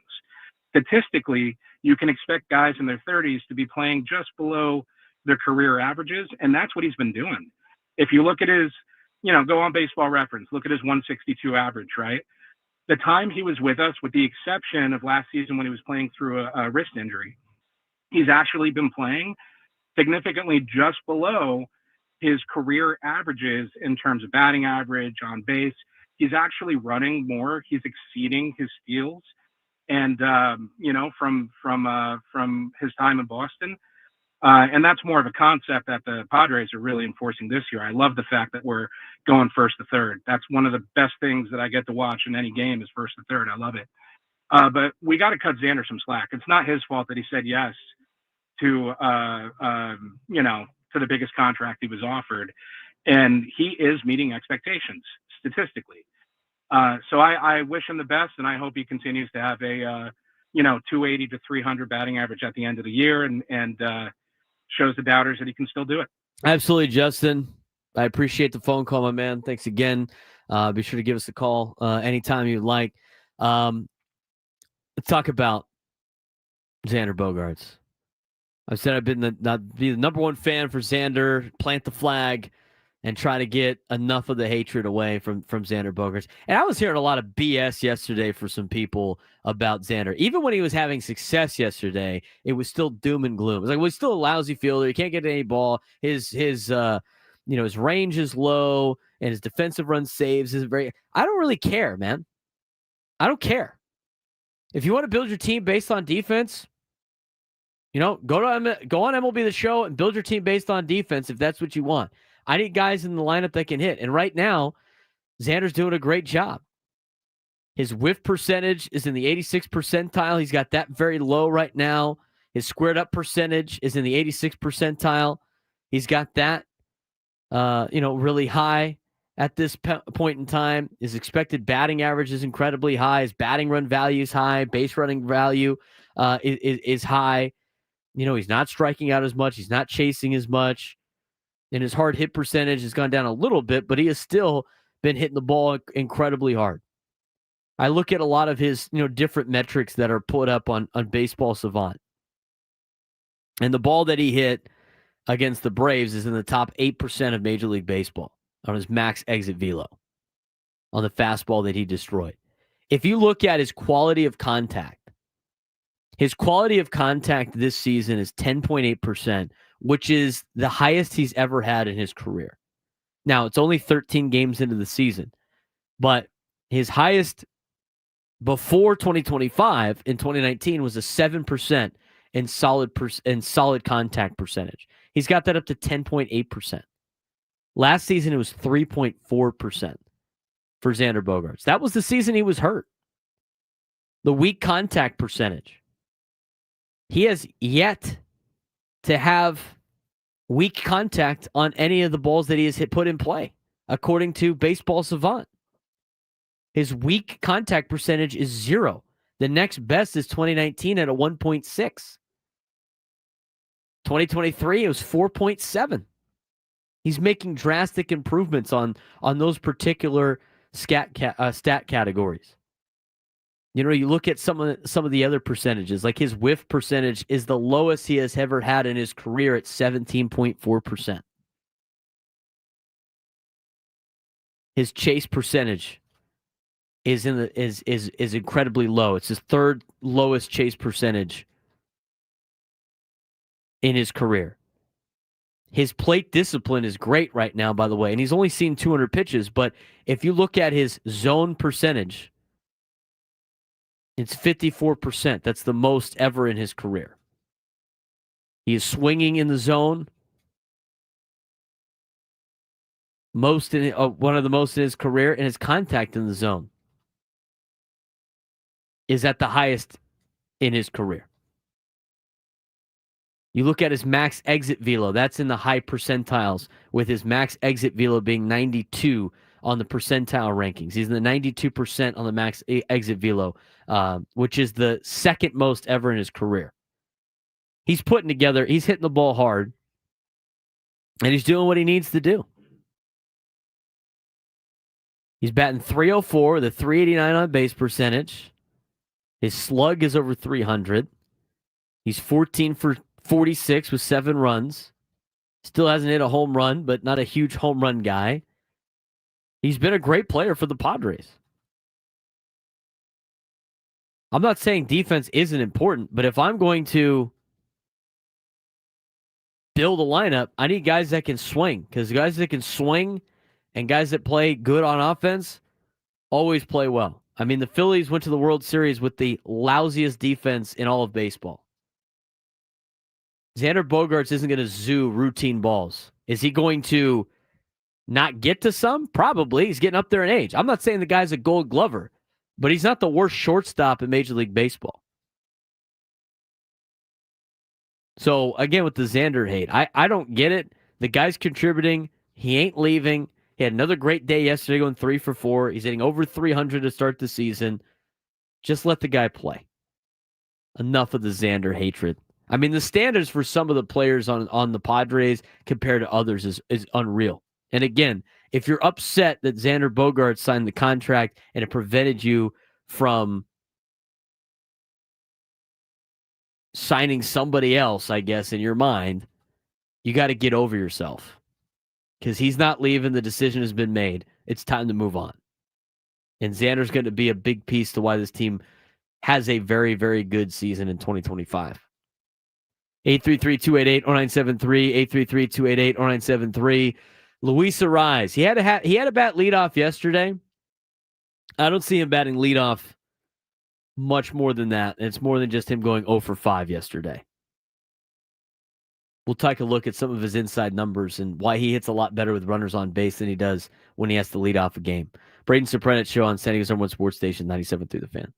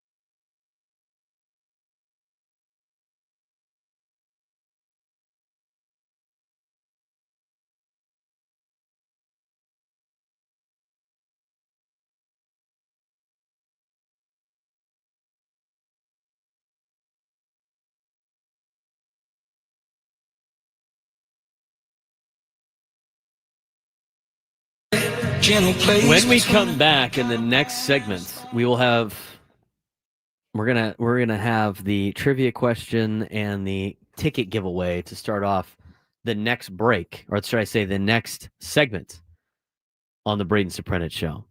Padres trivia question. If you answer it correctly, and the first to call in and answer it correctly, you will win tickets to Padres and Cubs coming up on Monday, where you can, if you show up with the first 40,000, an Aloha shirt is the giveaway for Monday.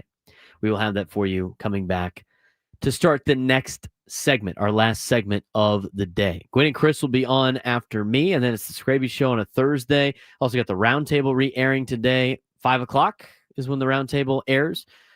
We had some great discussions today on the Roundtable, as always. Tony Gwynn Jr. was a part of the Roundtable today as well, so that was great to see him a part of it with us. It was fun to hang out with Tony today. Gave us some insight on Sutter Health Park and what it was like for the players and everybody involved up there in Sacramento. We also got the look at Wrigley Field, how cold it was up there, and some great insight from Tony as always on the Roundtable. We wanted to talk a little bit about Luis Arraez. Now, yesterday he had to hit in the leadoff spot for extenuating circumstances. Obviously, not a lot of players, available yesterday. He ended up going 0 for 5. And you look at Luis Arraez's numbers in general when batting in the leadoff spot compared to batting everywhere else.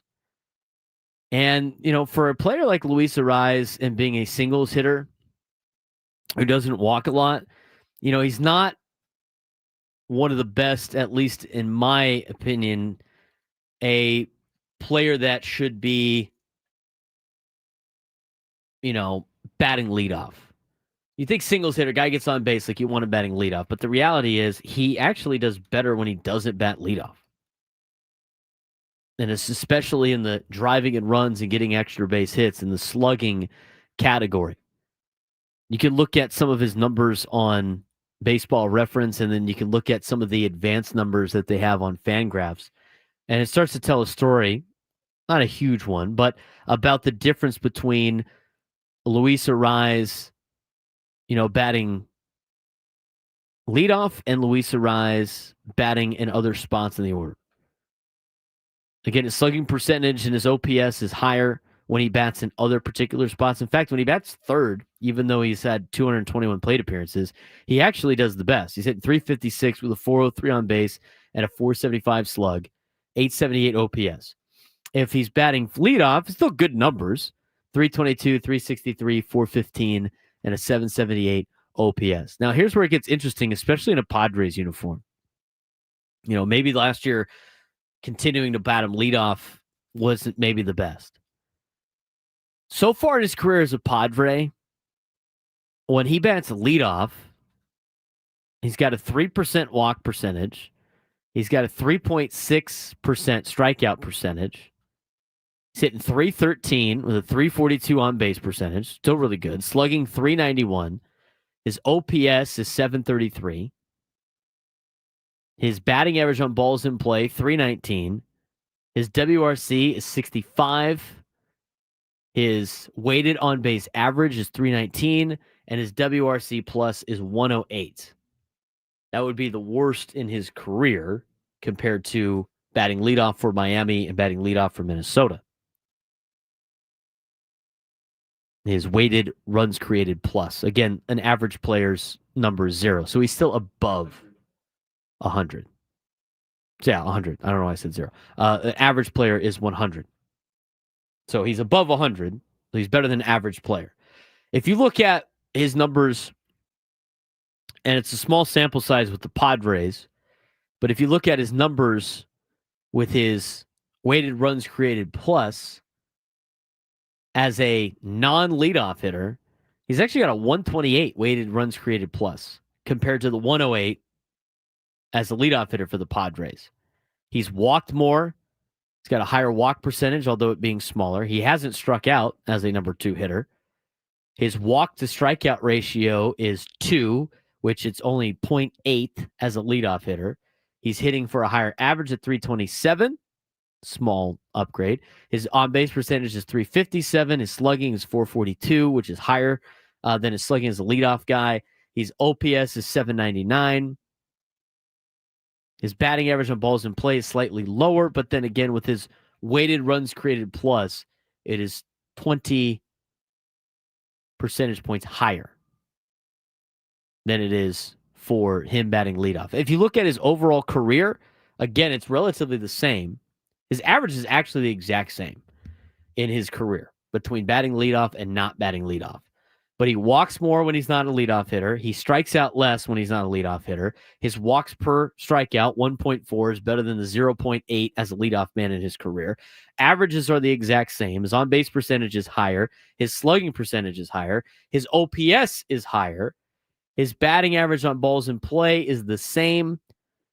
And his weighted runs created plus is higher as a non-leadoff hitter than he is as a leadoff hitter, with only 1080 plate appearances and 1836 plate appearances as a leadoff man. So it's a slight difference. It's not like a major thing where you can pull a conclusion from. But for Luis Arraez, I think for the Padres moving forward, it's better suited for him. And yesterday isn't. I don't count yesterday's lineup at all, just because yesterday's lineup was everybody, all hands were on deck. We got to play. Everybody needs to play. We got to move this around and try to make this thing happen.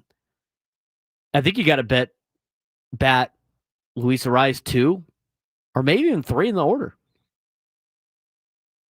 I still think the best lineup for the Padres is Fernando batting leadoff, Jackson Merrill 2, Luis Arraez 3, Manny Machado 4, probably Xander Bogaerts 5, and then you go Jake Cronenworth 6, Gavin Sheets is a DH 7. I mean, it's more of a right-hander pitching lineup anyway. 8 is your... Who am I missing now? 8 is... 9's going to be your catcher in either Maldonado or Diaz. And then your last outfielder, whoever's playing left field, will be your 8-hitter. Whether that's Hayward or maybe Connor Joe in the future, or Oscar Gonzalez or Brandon Lockridge, whoever it may be. I still think that's probably the best order you could put together for the San Diego Padres. So Arraez, even though he has had success in a leadoff spot, I just think he does way more damage as a number 2 or 3 hitter in the order. He's not a table setter. He's not a guy that when he gets on base, you're afraid of stealing. He's not a guy that's on base that you're afraid of when it comes to how he runs the bases. He's not a guy that necessarily grinds out at bats that far because he's a high contact guy and he's putting the ball in play. But he's not going to strike out. He's also not going to walk a lot. He's going to hit singles. And when are singles the most dangerous? When there's runners in scoring position. So everybody always mentions about Fernando not batting leadoff because they don't like the solo home runs, but he's very dynamic.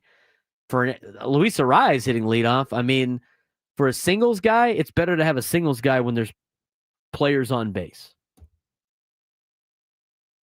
Speaking of Fernando, are we going to see him tomorrow? Hopefully we do. We got our latest injury update, plus the significance of Eguy Rosario in center field. We'll talk a little bit about that, and then we'll dive into Fernando Tatís Jr.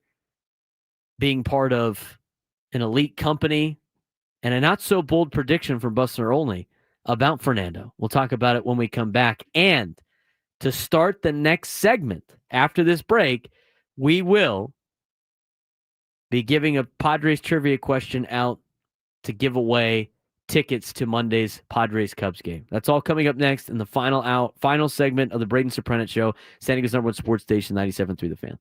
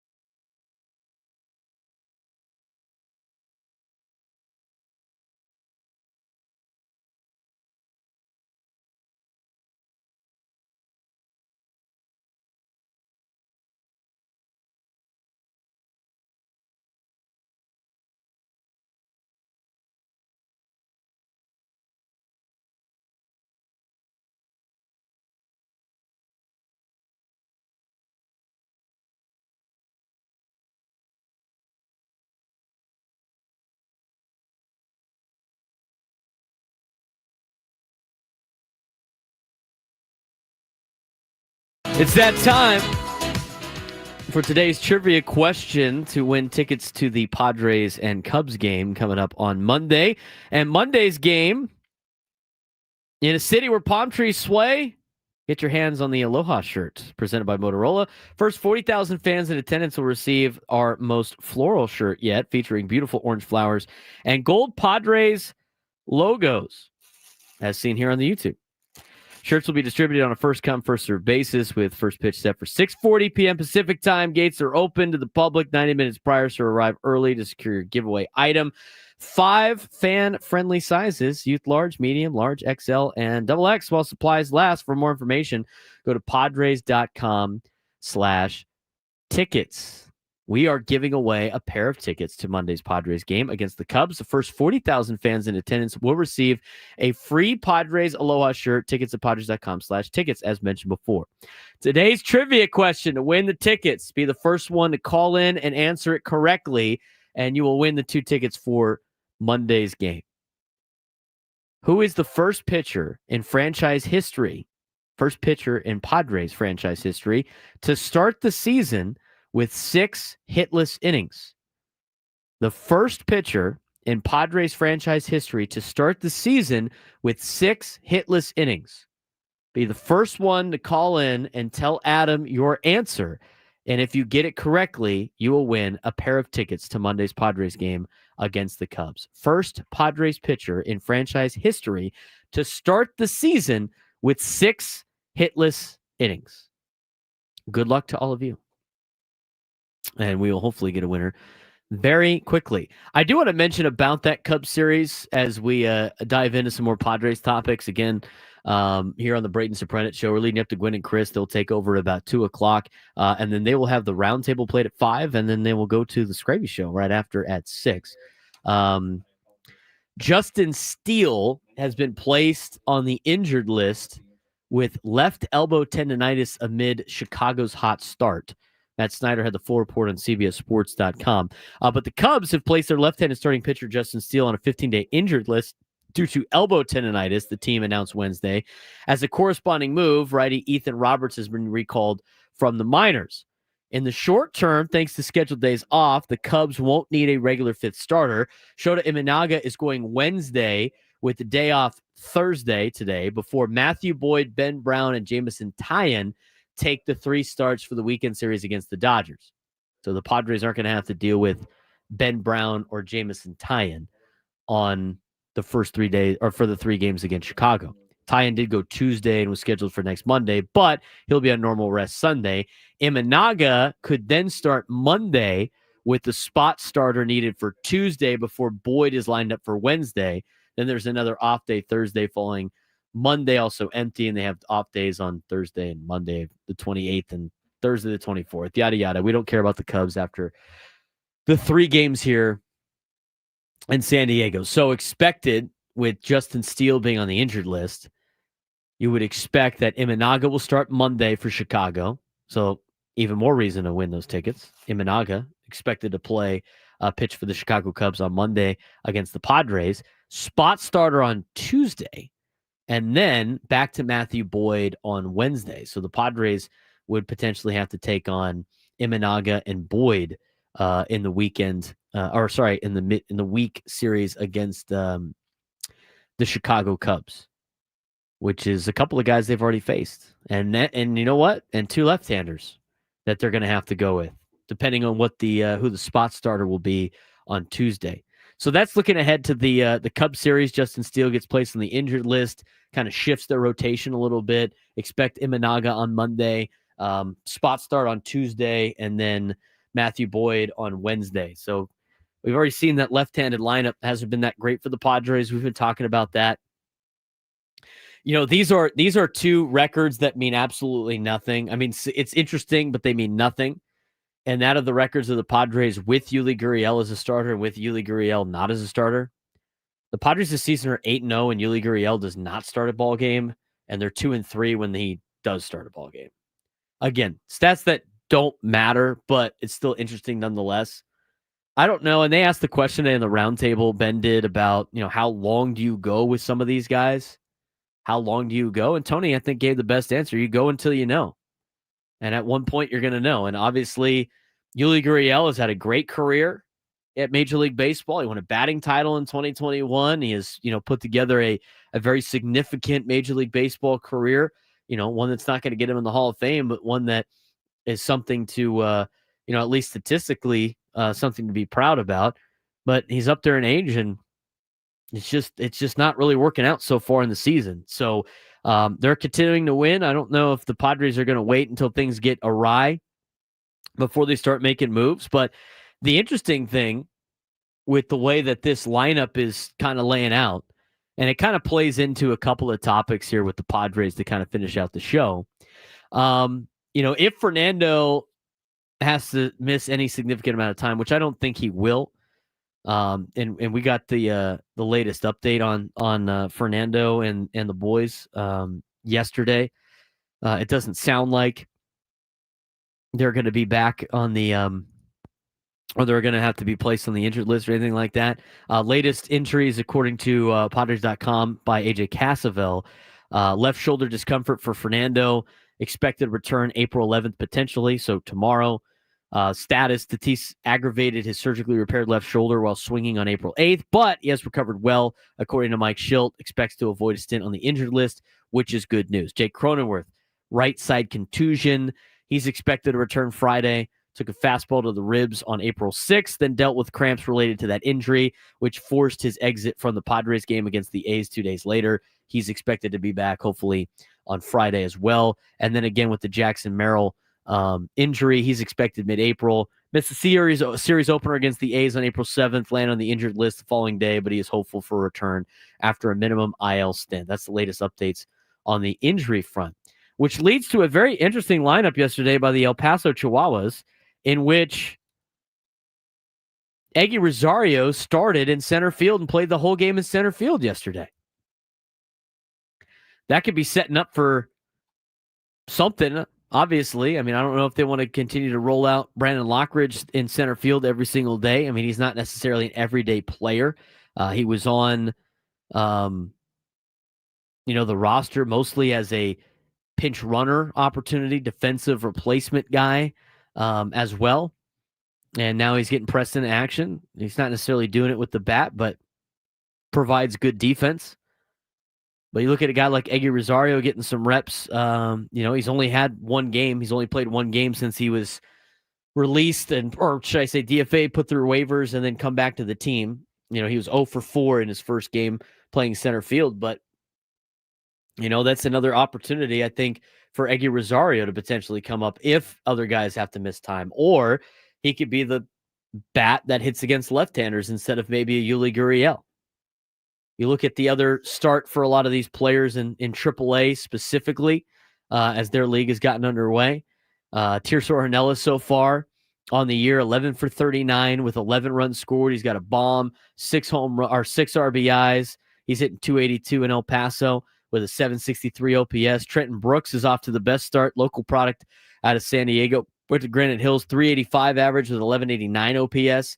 Connor Joe hitting the ball well. He's hitting 270 with a 777 OPS, working some walks, 10 walks. Connor Joe leads the team in walks right now with 10 and has only struck out 5 times, which is the lowest on the team for anybody that has 30 at-bats or more. 4 stolen bases for Connor Joe. Again, somebody that brings a lot of value to an organization that, could do a lot of different things. That's why I'm surprised he hasn't been pulled up yet. Oscar Gonzalez, before he was pulled up with the injury to Jackson Merrill, 9 for 31 with 7 runs scored, hitting 290 down in AAA El Paso. Mason McCoy hitting 235. Tyler Wade only had 23 at-bats. He's hitting 304 in El Paso. Just some of the notes for you on some of the minor league players down in AAA. Again, Eguy Rosario getting the start in center field. Now, I think it's interesting that he got a start in center field. I think they're going to try to find, a spot for him somewhere. But when you look at what he brings to the table, he's a guy that's always mashed left-handed pitching, and that's where the Padres' biggest problem has been, is left-handed pitching so far this season. And Eguy Rosario hasn't been really helping out too much on that. He got the hit on Tuesday, the double to the gap, had a hustle play. That first inning was great for Yuli, and then after that, went back to kind of the same. And, he was able to turn on a 92-mile-an-hour fastball from a slow-throwing left-hander in Springs. So until he gets to a point where, he can really help the team, I don't know how many more times you could really put this thing together. So that's the kind of some news and notes for you on the San Diego Padres from yesterday, from some tidbits that Kevin Acee had in his newsletter that I found interesting. Obviously, Xander Bogaerts, we talked about him already. First 3-hit game of the season, extended his hitting streak to 5 games. He's 9 for 21 in those 5 games, and his average is up to 304 for the season. He's off to a great start. I mentioned some of his sabermetrics and some of the advanced analytics right now for Xander Bogaerts, but the guy's tearing the cover off the ball, and his exit velo is super high. He's hitting the ball harder than he's had in a long time. He has, his solid contact numbers are high, the best in his career, and he's starting to settle in a little bit now as a starting shortstop for the Padres, because he hasn't been that the last couple of years, or really last year. He got off to the slow start last year, and then he got hurt and he was banged up. He missed a significant amount of time last year. He actually didn't do that poorly for the Padres in the first year, but he's a player that, regardless of what his contract is, he's got to be helping the team, and he ain't going anywhere. It was good to see Jason Hayward get a couple of hits yesterday. First multi-hit game yesterday, and is now 5 for 18 since going hitless in his first 10 at-bats. And one of those was a head-first slide into first, man. Guy was trying to leg out a single to help the ball club out. Luis Arraez 4-game multiple hit streak ended yesterday as he went 0 for 5 on his 28th birthday. I can't imagine that being a deal. We threw out the trivia question. First Padre in franchise history to start the season with 6 hitless innings would be Robert Suarez, who was today's winner. Do you remember? Oh, now you're killing me. You gotta put me on the spot like that? Yes. Well, I'm sure. How many phone calls did it take? Second caller. Yeah, second caller. So everybody that's calling in right now, we've already had a winner. It was Robert Suarez. So big congratulations to somebody. To somebody. Well, Adam's working on that. We'll take a look at some of the other things. Take a what? Take a look. Scott McKay was our winner today. Scott McKay. Congratulations, Scott. Said his can't remember if he said his girlfriend or his wife was hounding him for tickets to the game, so we were able to take care of him and hook him up. Well, good thing he's paying attention to baseball stats and Padres news.